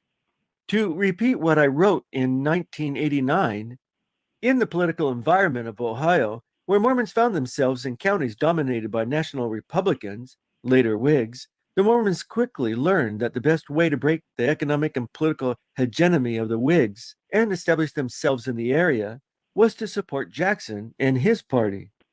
They voted for him even though his party stood for liberalism, separation of church and state, and harbored infidels and Masons because their political choices were limited, not because their ideologies were in alignment with the Jacksonians. Translation of the Book of Mormon did not occur in Palmyra, but rather, for the most part, in Harmony, Pennsylvania, Peterson argues. In other words, for almost every dated Palmyra article commonly adduced, Joseph was 2 or 3 or perhaps even 4 days distant in an age that lacked telephone, radio, and television. But the fact remains that frantically anti-Masonic quotations from Palmyra newspapers have no clearly demonstrated direct relevance to the mind of Joseph Smith. On the contrary, Masonry was extensively discussed before Smith's departure from the Palmyra area in December 1827. New York had just completed its state and county elections, which in Smith's region was dominated by Masonic issues. Peterson wonders, without checking, if anti-Masonry was all the rage in Harmony as well. So far as I am aware, nobody has attempted to adduce proof. Because Harmony was essentially a rural community, and unlike Palmyra, had no newspaper, it is difficult to recover the specifics of its political and religious culture. The only newspaper in the county, the Susquehanna Register in Montrose, was considered a Masonic press for its support of Jackson. Nevertheless, it published an account of Morgan's abduction and murder from the New York Spectator in September 1827, a report of the Anti-Masonic Convention in Leroy, New York in March 1828, extracts from the oaths of the Royal Arch Degree and Order of the Cross in March 1828, mention of an anti-Masonic meeting in nearby Gibson in October 1828, the resolutions of another anti-Masonic meeting in December 1828, a notice dated 6th of April 1829 and published several times announcing that the anti-Masonic meeting was being rescheduled, and a report that the Anti-Masonic State Convention was held on the 25th of June in Harrisburg, reported in July 1829. A letter published in the Register dated 27th of October 1828 from Montrose and signed a young politician defended Jackson against insinuations that the whole Masonic fraternity in the Union are acting in concert to elevate General Jackson to the presidency on his Masonic merits. The writer points out that some Masons favor Adams' re-election, but complains that some Adams supporters in the eastern part of the county are so much heated with enthusiasm that they insinuate to the people that Jacksonianism and Freemasonry are synonymous. Anti-Masons meeting in Gibson, Susquehanna County, on the 18th of November 1828 declared, among other things, that of all secret societies, the Masonic institution, from its numbers, wealth, and corruption of its members, is the most dangerous to civil liberty now in existence. That we consider the institution of Freemasonry as immoral in its tendency, anti-republican in its principles, and dangerous in the extreme. That we concur in the sentiments so commonly expressed by our fellow citizens in the state of New York and elsewhere, that speculative Freemasonry is dangerous to man, wicked in its ceremonies, detrimental to religion, and dangerous to the administration of justice. Only the most naive researcher believes that passages from Palmyra newspapers, or even the Susquehanna Register for that matter, represent the mind of Joseph Smith, even if it could be demonstrated that Joseph Smith was in the vicinity of Palmyra or Harmony when a specific anti-Masonic editorial was published. It still would not reveal his state of mind, since it could never be demonstrated that he read it. Most researchers have cited local newspapers only to demonstrate that the subject was being discussed in a certain manner. At best, literature, like any artifact, can facilitate only a fragmentary reconstruction of the past. Moreover, newspapers were not the only sources of information, and an author's inspiration is largely untraceable. So, historical and literary criticism can only make indirect connections between a written work and its cultural environment. Fortunately, most researchers appreciate the limitations of their work and proceed cautiously. Some apologists have been too quick to declare victory. Referring to Daniel Peterson's apologetic, the late William J. Hamlin, for example, stated that the supposed Getty anti-Masonry connection has been debunked, and John Gee asserted that the anti-Masonic thesis has been conclusively demonstrated to be a mirage.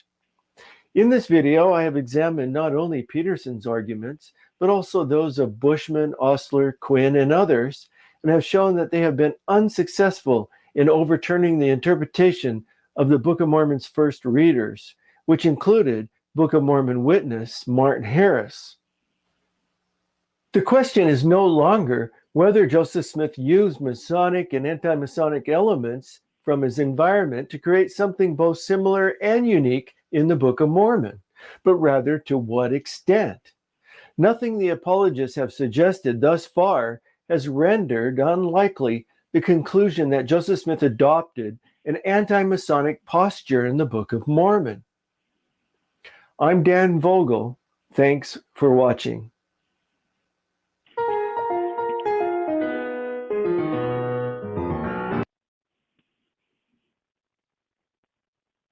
Hello? Okay. Oh, wait.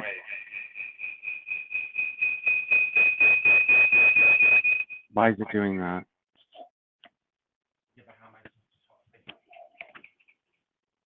I've determined this on.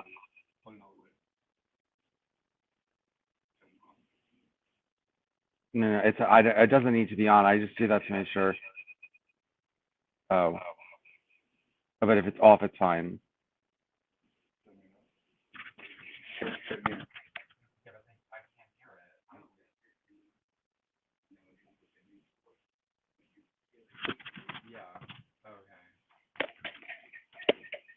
Okay. All right. Let me hang this up. I just want to see something really quickly. I have about 12 pages left. I either have to read through the whole thing or I might have a video I can show in between.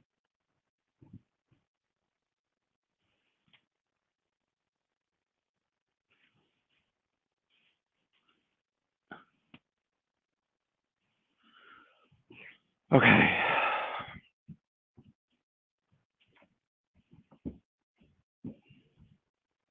Just give me 1 second. Let me see something.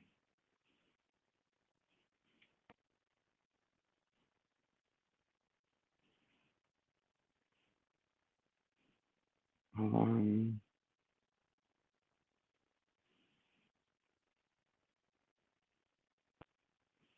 Okay, part 6 of 7.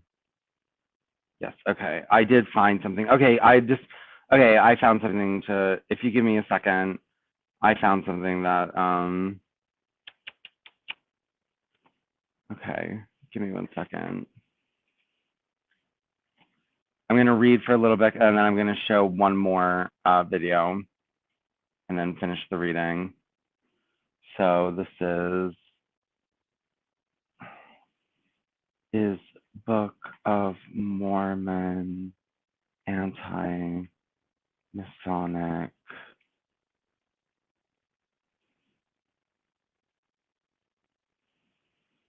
Part 307.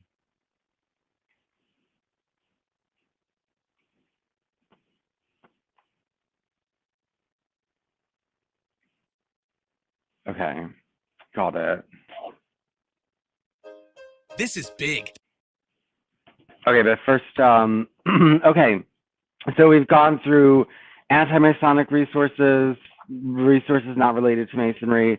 Now we're going to look at religious sources that use the word secret combination, but they don't mean Masons. I mean, the whole point he's trying to make is that they don't use that secret combinations doesn't mean Masons, but you know, I think Dan Vogel did a pretty good job at doing his part at saying it, but his side of the story. Okay, group 3, religious works. Might a religious work such as the Book of Mormon use the term secret combination in a way utterly unconnected with Masonry during this period? I have found, for example, of precisely this. The first is from 1814, published in both England and the United States. It demonstrates a decidedly non-Masonic usage. In commentary in Judge 319, we are told, Ehud had integrated himself with Eglon by the present, and he had no suspicion of one whom he supposed unarmed, and it is likely he expected some information concerning state affairs or the secret combination of his countrymen, yet he was strangely infatuated to trust himself alone with an Israelite. Thus, pre-Davidic kingdom Israelites could be engaged in a secret combination against Moabite overlords. A second example comes from a New York newspaper in 1831. The precise state, time period, and media in which Vogel has insisted that secret combinations refers only to Masonry. In it, we read, Dr. Eli says, we question the expediency of secret sessions of the Senate of the United States and all other legislative, executive, and judicial assemblies. Will the D please do to add ecclesiastical? If Dr. E is opposed to all secret combinations, will he pledge to divulge a few more of the secrets of the Orthodox Church? This ironic aside not only equates secret combinations with a religious group, but also extends the idea to secret meetings of the Senate or any other political body. Such a barb falls flat if everyone understands secret combinations to refer only to Freemasonry. The third example narrows the time frame even further. It dates from 1828, after the watershed and almost contemporaneous with the Book of Mormon's production. In a discussion concerning the fate deceased souls, we read, Judas was admitted among the disciples, was a devil or a spy from the beginning. If he had known any secret combination among Christ and his disciples, he no doubt would have been brought forward on the trail of Jesus as a witness for the Jews, who could not find proof of him against him. Vogel's thesis would require us to see as an oblique reference to potential Freemasonry among the first century apostles, a decidedly tortured reading. Instead, it seems simple to admit that this is a more solid evidence that secret combination was a term of general use with a wide spectrum of potential applications, political and otherwise. A fourth example, an 1831 volume translated in Andover, Massachusetts, and published in both New York and Andover, says of Jesus, whom brought before Pilate, Jesus was not accused of having formed a secret conspiracy. Judas gave them no information responding to Jesus's being engaged in secret combinations. Had this faithless wretch known anything of the kind, or even suspected that Jesus had been able to form secret plans, had his plans been connected with any private associations, would it have been possible for him not to have discovered it? Moreover, the conduct of Jesus is altogether dissimilar to that of those who have found secret associations. A man who forms secret societies is reserved and must be so. We all know with that caution those preceded who are in the search of members for a secret society before admitting one into important mysteries. There are many private societies in silent operation, yet none of them who bid such men as the apostles a very hearty welcome to their fraternities. The closer, therefore, we scrutinize whatever Jesus said and did, the more we discover in his conduct entirely a variance with the conjecture that he found a secret order and intended to use it as the means of operation. Jesus never intended to put the hidden spring of a secret society in motion, emphasis added. The term secret combination is again used to describe a politically subversive possibility regarding Jesus' ministry, but it is also telling that the author includes a number of synonyms: secret conspiracy, secret plans, private associations, secret societies 3 times, important mysteries, private societies, fraternity, and secret order. And significantly, this serves as an example of a secret combination being used in English translation soon after the Book of Mormon translation. One is reminded of Vogel's insistence that Joseph Smith was aware of the Masonic connotations, and his use of the phrase secret combination was clearly intentional. It is not clear how he knows what Joseph Smith's intentions were. This seems a conclusion driven by his thesis and not an independent evidence for it.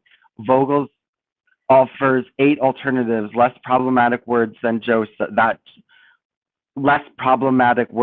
Joseph could have used had he wanted to avoid misunderstanding. Secret societies, secret alliances, secret leagues, confederacies, plots, conspiracy schemes, or clandestine activities.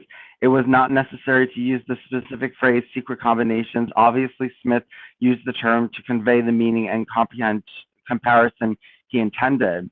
This argument is circular since it must assume that secret combinations had the exclusive meaning that Vogel attaches to it. We have seen that this is not the case, and so his claim begs the question of what Joseph intended. Further, the Vogel's putative alternative to be superior, he would also have to demonstrate that these terms were commonly used in the early 19th century without referring to Masonry. If not, had Joseph chosen a different word, Vogel could protect his thesis by claiming that the alternative phrase also referred to Masons. As we have seen, many contemporaries and even anti-Masonic authors believe there were secret combinations that had nothing to do with Masonry.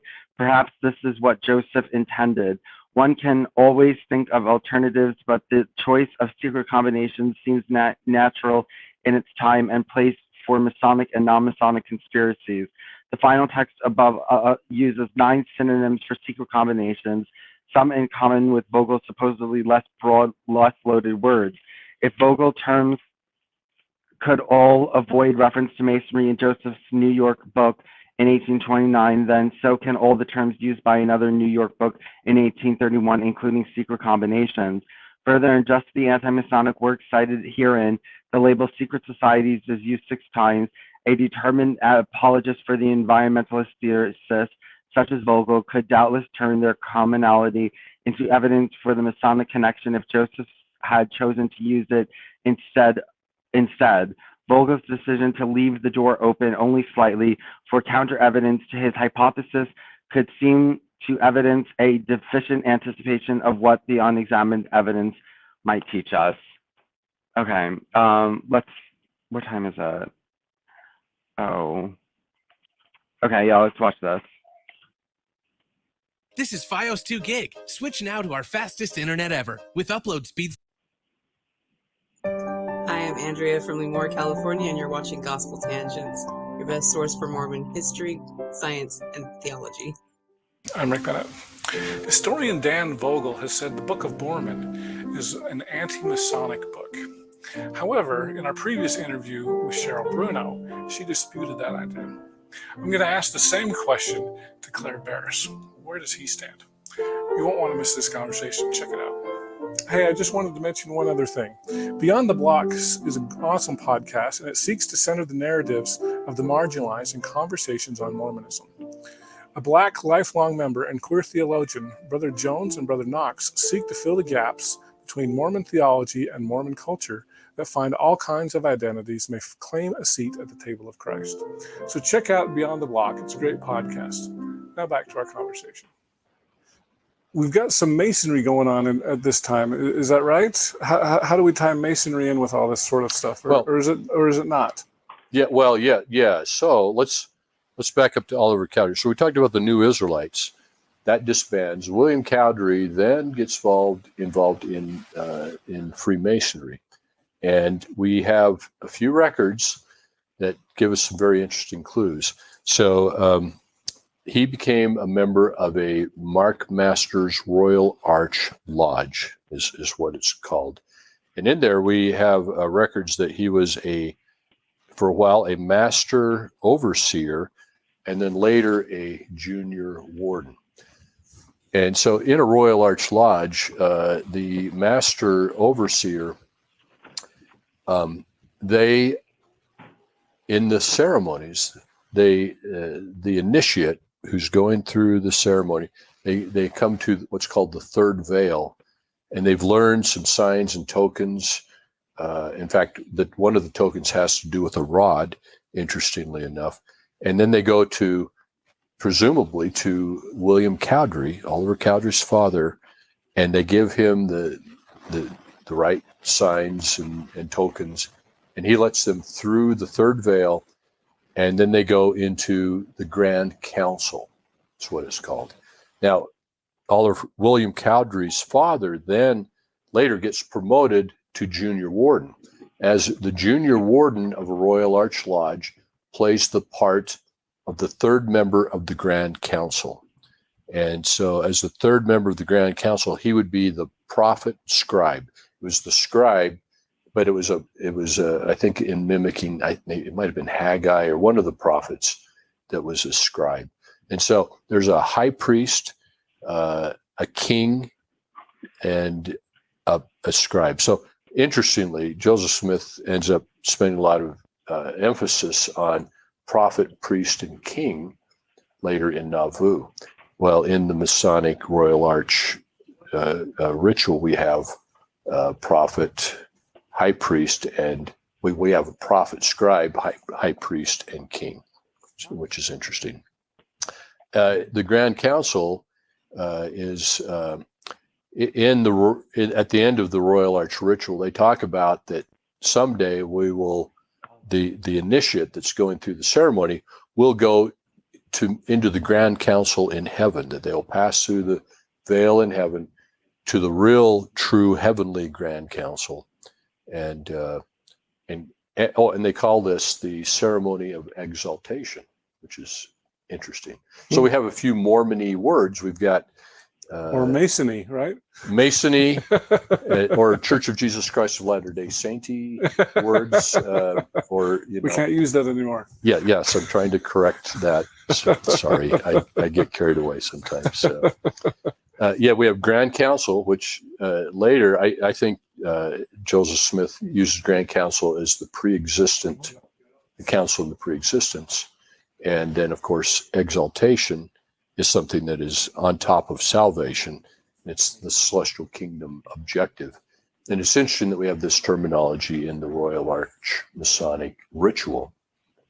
Also, so you've got and we'll talk a little bit more about the ritual. While I'm thinking of it, let me mention that the head of a Royal Arch Lodge can go into it, and I ought to see if I can find this in my notes so I can get it right. It's the I don't know if I can find it, but it's the Order of Melchizedek, which it's called, or the Holy and Anointed Order, something like that.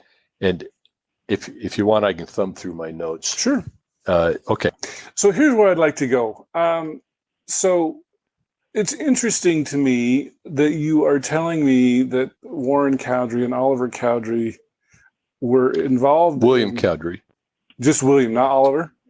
Not all. Yeah, Oliver was not involved in Masonry at this point. Later, he becomes a Mason. We don't know when he first became a Mason. It was probably after he fell out with Joseph Smith. There's a very slight, very slight chance that he could have been one before Joseph Smith, but it seems unlikely. It's kind of a stretch. But the age, we don't know when he became one. But later, he helps organize a lodge, and so which suggests he had some Masonic experience because he's immediately a lodge officer. What year is this lodge? This is going to be in the 1840s, somewhere I think after Joseph. So, and just to remind people on kind of the time frame. So Oliver's the second elder on April 6, 1830. Joseph's the first, Oliver's the second. So by 1835, we have an issue where he accuses Joseph of adultery with Fanny Alger, or Alger. I don't know how you say her name anymore. Brian's messing me up. Yeah, Alger, or Algers, or Alger. I heard Alger too. Yeah. Either with or without an S. Yeah. So there's four possible pronunciations. So at any rate, so we look at Fanny as being the first first plural wife after Emma. Emma catches him in the barn. Anyway, I need to talk to Don Bradley about that. But So Oliver accuses Joseph of adultery with Fanny. Joseph denies the charge, and Oliver's excommunicated. And I believe this is 1835. Do you know? Or 36 or 36. somewhere in It might that have been realm, 36. I believe. Yeah. So Oliver's out of the church, is excommunicated. So it's William, his father, was into Masonry, but we don't have any evidence that Oliver was doing Masonry at this time. So this is 1840, and that's about when Joseph was doing it. But Oliver doesn't join the church until long after Joseph dies, right? Right. So sometime in the interim, after he gets kicked out, and sometime in the mid 1840s, I think after Joseph Smith has been murdered, Oliver shows up organizing a Masonic lodge, helping to organize a Masonic lodge. And he is an officer in the lodge. Well, and I'm trying to see if there's a connection, because it sounded to me, but maybe I was reading things into it, but it sounded to me like you were trying to make a connection between William Cowdery and Masonry and Joseph Smith, but it sounds like there isn't really a connection. Yeah. William Cowdery, Oliver's father. I'm saying that Oliver grew up under William Cowdery, and William Cowdery was heavily involved in Royal Arch Masonry and was involved in these rituals. And then, not only that, but then they moved to a town that I can't recall in Vermont, and Jeremy Cross shows up in town. And Jeremy Cross, while he's in this town that the Cowderys live in, we think that it looks like they may have overlapped, but they may not have. It's hard to tell. But he organizes the Cryptic Rite Masonry, which is a collection of degrees, while he's in the same town that the Cowderys possibly, at the same time the Cowderys are. It's possible that the Cowderys hadn't quite arrived, that they had left before he arrived, but it's during the same year. One group is coming in, the other one's going out, and it's hard to tell how much overlap there was. Okay.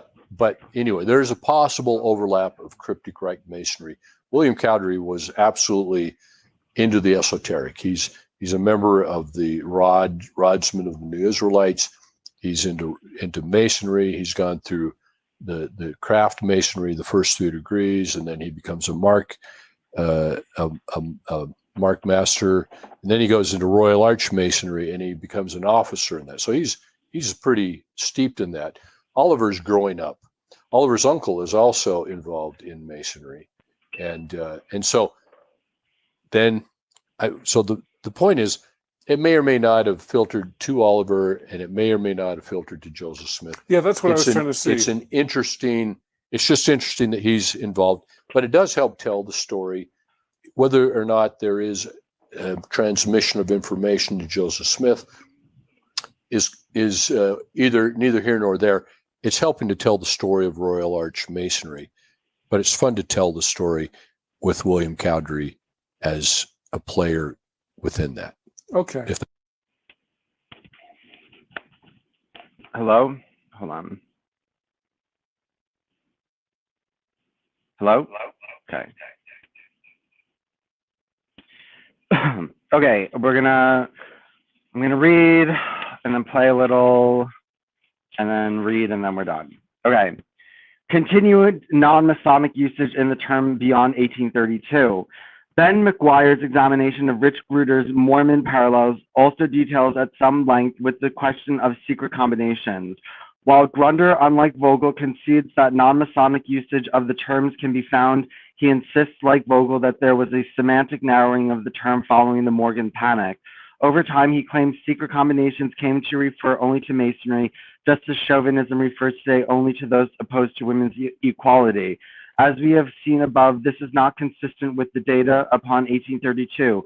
Far from there being a semantic narrowing, secret combinations continue to refer to a large number of groups, and even some anti-Masonic Masons made it clear that Masonry was only one example of such a secret combination. It is worth considering some examples from later periods simply to demonstrate that the claimed semantic narrowing did not occur. One particularly intriguing example exists from 1839 in which the author uses the word and clarifies that he is not referring to Freemasonry before going on to apply it to the group he addresses.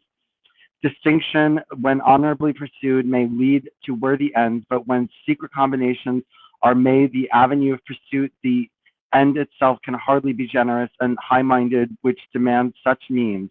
It is not Masonry to which we refer, but to its mimic embryos as existing in this institution. Okay, this is so he goes after some institution. I'm not going to read all this. He's going after someone else besides the Masons. So he just clarified he's not going after the Masons, so we don't need to know who he's going after. He thus invokes the known application of the term to Freemasonry only to turn it against his audience and insist that what they are doing is likewise a secret combination. Such a rhetorical strategy is bootless if secret combinations has been narrowed to mean Masonry and only Masonry. The author concludes this orientation by pleading that our mutual efforts shall conspire to aid and prosper this enterprise. Secret combinations shall cease in Old Union College. If this were the only example, it might be offered in support of the idea that lexical narrowing had occurred. One could see the disclaimer as evidence that the phrase always means Freemasonry, but there are multiple other examples which precede and predate it with no caveat or qualification about Masonry at all, which lends support to my view that this usage is a rhetorical flourish, and thus, and as the reader of the entire address will discern this an oration full of classical allusions and Ciceronian spunk. I provide several additional examples of the non-Masonic references to secret combinations from 1830 to 1850 in Appendix 1. The variety and number of uses seem sufficient to disprove the semantic narrowing hypothesis. Uses in Great Britain. My search also turned on a number of British works. These are obviously less probative regarding American usage, but they serve as additional witness that the phrase secret combination had a long history in English writing and thought and shows no sign of lexical narrowing as claimed by Vogel and Grunder. Given the obvious affinities between British and early American thinkers and literary culture, this provides added evidence of how the term was used. Representative examples by no means exhaustive are found in Appendix 2. Okay, let's finish this and then we'll finish and then we'll finish. That makes sense. So, one of the things that Dan Vogel claims is that the Book of Mormon is very anti-Masonic. And so, but yet in the 1840s, Joseph Smith is embracing Masonry. Yes. So, so do you agree, number one, that the Book of Mormon is anti-Masonic? Well, I have the benefit of having listened to Cheryl on your podcast earlier, and so I'm cheating because I've heard her answer, and she knows more than I do. But I do know about this. There's two forms of Masonry according to George Oliver, who has some fascinating parallels with what Joseph Smith is Mormonism. And in that there's a spurious Masonry, and then there's pure Masonry. And the story goes clear back to the time of Adam. Well, God is the original Mason, and he architects the universe. And then he creates Adam. So this is a Masonic tale that you're telling me right now? This is a Masonic tale, yes. Okay. And then he creates Adam, and then he tells Adam the true word, the ineffable word, which is kind of the secretive name of God. He tells Adam the word, and it's called in Masonry the word, or the ineffable word. And then Adam passes that down, almost kind of like priesthood, passes it down through his genealogical lines, and it goes clear down to the time of Solomon, and they end up with it, and then they lose it. Long story short, the keeper of the word gets murdered, and they lose the word, and it's lost. And we'll talk about this word here in a bit. But Cain breaks off and creates a spurious, evil, bad, misappropriated Masonry, and he starts this line of kind of adulterated Masonry, spurious Masonry.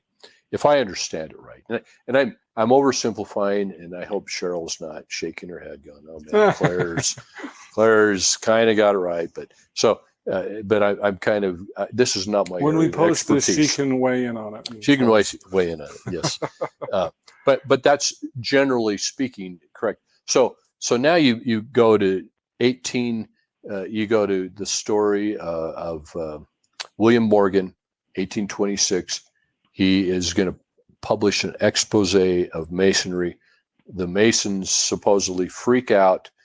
William Morgan goes to jail in Canandaigua, just a few miles south of the Smiths. Joseph Smith Sr. happens to be serving time there for some debt.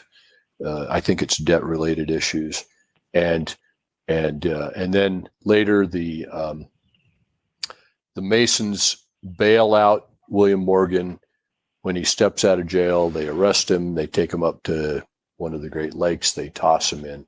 So the story goes. We don't know the details, but this is kind of the story that percolates out.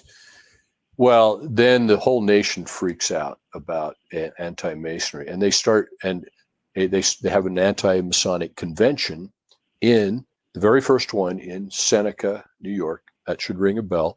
That's over by where the Whitmers are hanging out. This is before the church is organized, but this is maybe 1827. I'd have to check, but it's right in that time frame. And then anti-Masonic conventions start popping up all over the place, and they're calling Masonry secret combinations, is a term commonly used. And in fact, that's showing up in the paper in Palmyra, the word secret combinations being associated with Masonry. Well, this word also shows up in the Book of Mormon, secret combinations, to talk about these secret oath-bound groups that are using their secretiveness to get gain and to damage the government. And so at the same time, there's a big Andrew Jackson is running for president, and so he's a Mason, and I'm hoping I'm getting these details right. I'm getting them close. He's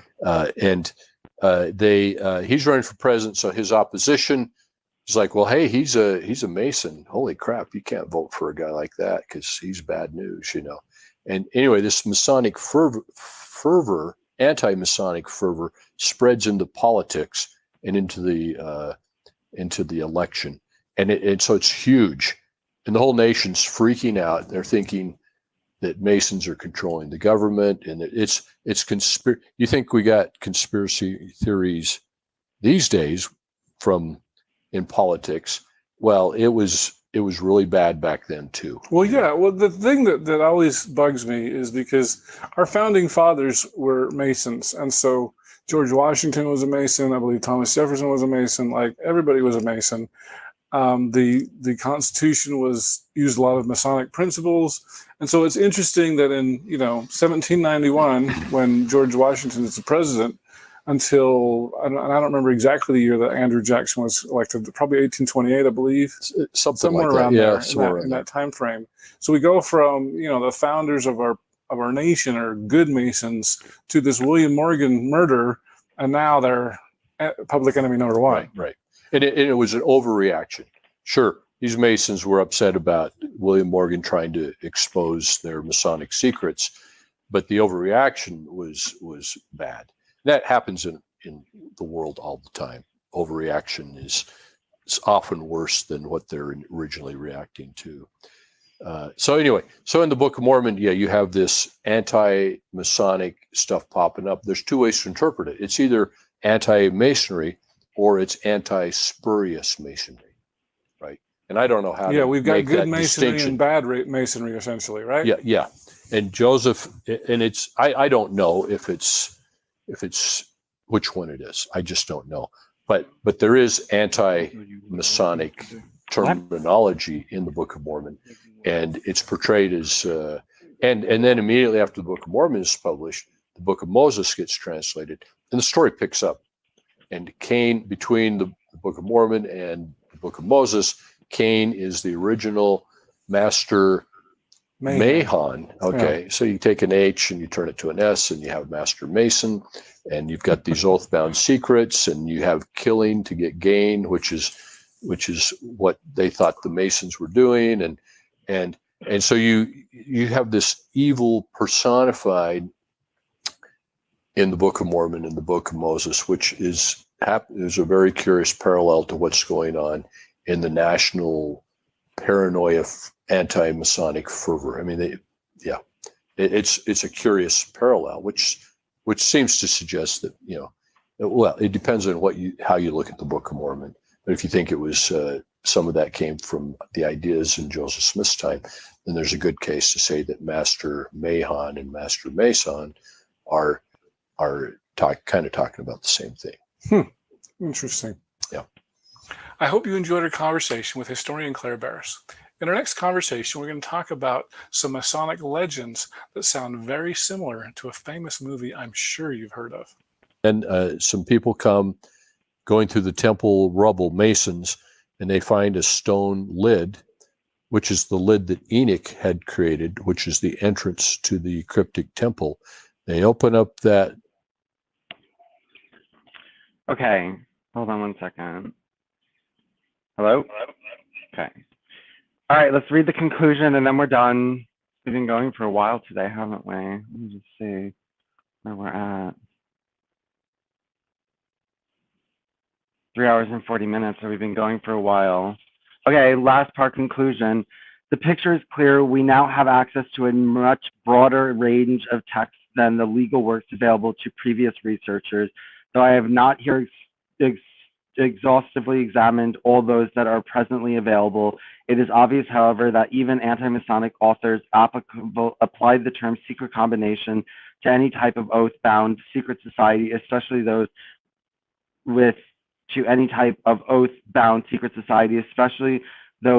political designs. American usage also applied to the term political British loyalties or sympathizers, the Jesuits, office seekers who benefited from the weak pre-constitutional state governments, the Kentucky Association, Blount's conspiracy, Miranda's expedition, slave rebellion, 18th century Greek nationalists, Jesus' apostles, early Hebrews chafing under their vassalage to Moab, non-public meetings in the U.S. Senate, any secret session of the legitimate judiciary or executive branch, the threat of Washington's government to liquor interests, and the behavior of Orthodox religious bodies.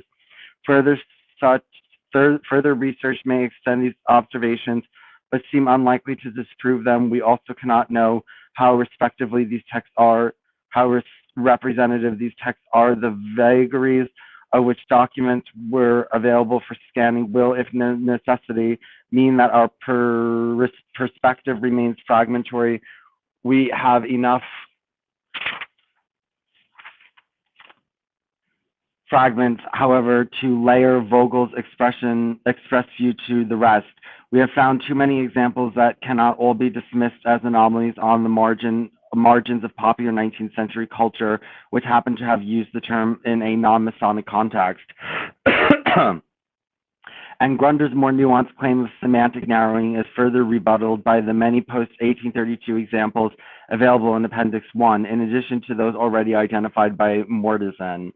At present, we do not know which of any of the pre-1830 sources we know to Joseph Smith. The most plausible answer to me is that secret combinations was no more, no less than a common phrase used by any hidden conspiracy or arrangement to one's benefit, and so Joseph used it to describe the Gaby and Tin group. Vogel seems determined to find an environmental influence for every aspect of the Book of Mormon's narrative. His biography, Making of a Prophet, is an extended exercise in doing precisely this, with the resulting Joseph Smith madly cutting and pasting influences like a plagiarizing sophomore on a tight deadline. But given the manifest creativity of the Book of Mormon account, would it not be simpler and more in keeping with the textual facts presented here to declare that Joseph invented an oath-bound group and used a common term for any such group to describe it? When Joseph speaks of a church, he need not have had a particular building in New England as a model in mind. Why presume that the Book of Mormon was incapable of concocting a secret society and just labeling it as such? In any case, to claim that secret recombinations or secret combinations is a smoking gun, which nearly always referred to Freemasonry and Joseph's environment or literary culture, cannot be sustained by the evidence. Vogel has claimed that the anti-Masonic view has been long regarded as obvious. The evidence presented here reproves the notion, at least in part, and demonstrates why researchers ought to be cautious of matters that seem obvious. Obvious connections are rarely questioned or examined critically, and one does not usually seek contrary evidence for positions that seem self-evident, yet they may be mistaken all the same. Galenic physicians and their patients, after all, use bleeding as a treatment for over 2 millennia, confident that it obviously worked. If we claim all swans are white, we tend to present each new white swan as if it were evidence. It is because of decidedly weak sort. It is but of a decidedly weak sort. It is far better to seek the single black swan which will disprove a notion, especially if one stumbles across an entire flock. Peterson's predictions about the use of secret combinations have been robustly confirmed, so perhaps it is appropriate to conclude with his conclusion, which seems even more secure than it was a quarter century ago. Dan Vogel's claim that the phrase secret combinations emphasized mind was used virtually exclusively to refer to Freemasonry at the time of the Book of Mormon's publication would, if true, be a fact worthy of note, but there is as yet no particular reason to think it's true and considerable reason to doubt it. Vogel's own evidence merely demonstrates what has been known for many years, that the phrase was indeed sometimes employed in reference to Masons, but this is a far cry from demonstrating that such was an exclusive use. Now that a broader look at the literary culture of early 1800s is more practical via digital search, Peterson's skepticism has been vindicated. Before, during, and after Joseph Smith's translation of the Book of Mormon, secret combinations was a general term in the United States for any clandestine group or plot, especially one in the political realm. I just wanted to say the thing that I read on Mormon Zionism, I mean, he had evolution phases. He changed from Jewish Zionism to Christian primitivism, so why couldn't he have changed from anti-Mason to pro-Mason? You know, that's just the way he was. Okay, I'm not going to read anymore, but there is one thing. Where'd it go?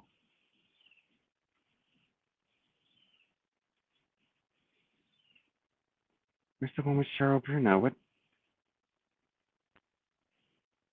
Oh, here it is. Hold on. I don't know if this has to do with secret combinations. They said that they interviewed Cheryl Bruno on here.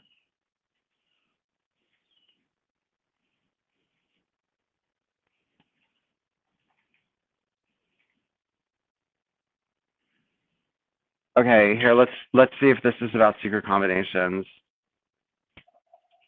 These are the memories tinnitus wipes out first before causing total brain shutdown.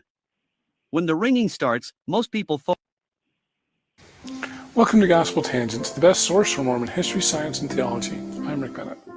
Many people know that there are similarities between Masonic ceremonies and LDS temple ceremonies. What are the similarities? What are the differences? We'll talk more about these in our next conversation with historian Cheryl Bruno. You won't want to miss this episode. Check it out. Hey, I just wanted to mention one other thing. Okay, no, that doesn't seem to be about secret combinations. So anyway, I'm going to go. Talk to you guys soon. Bye.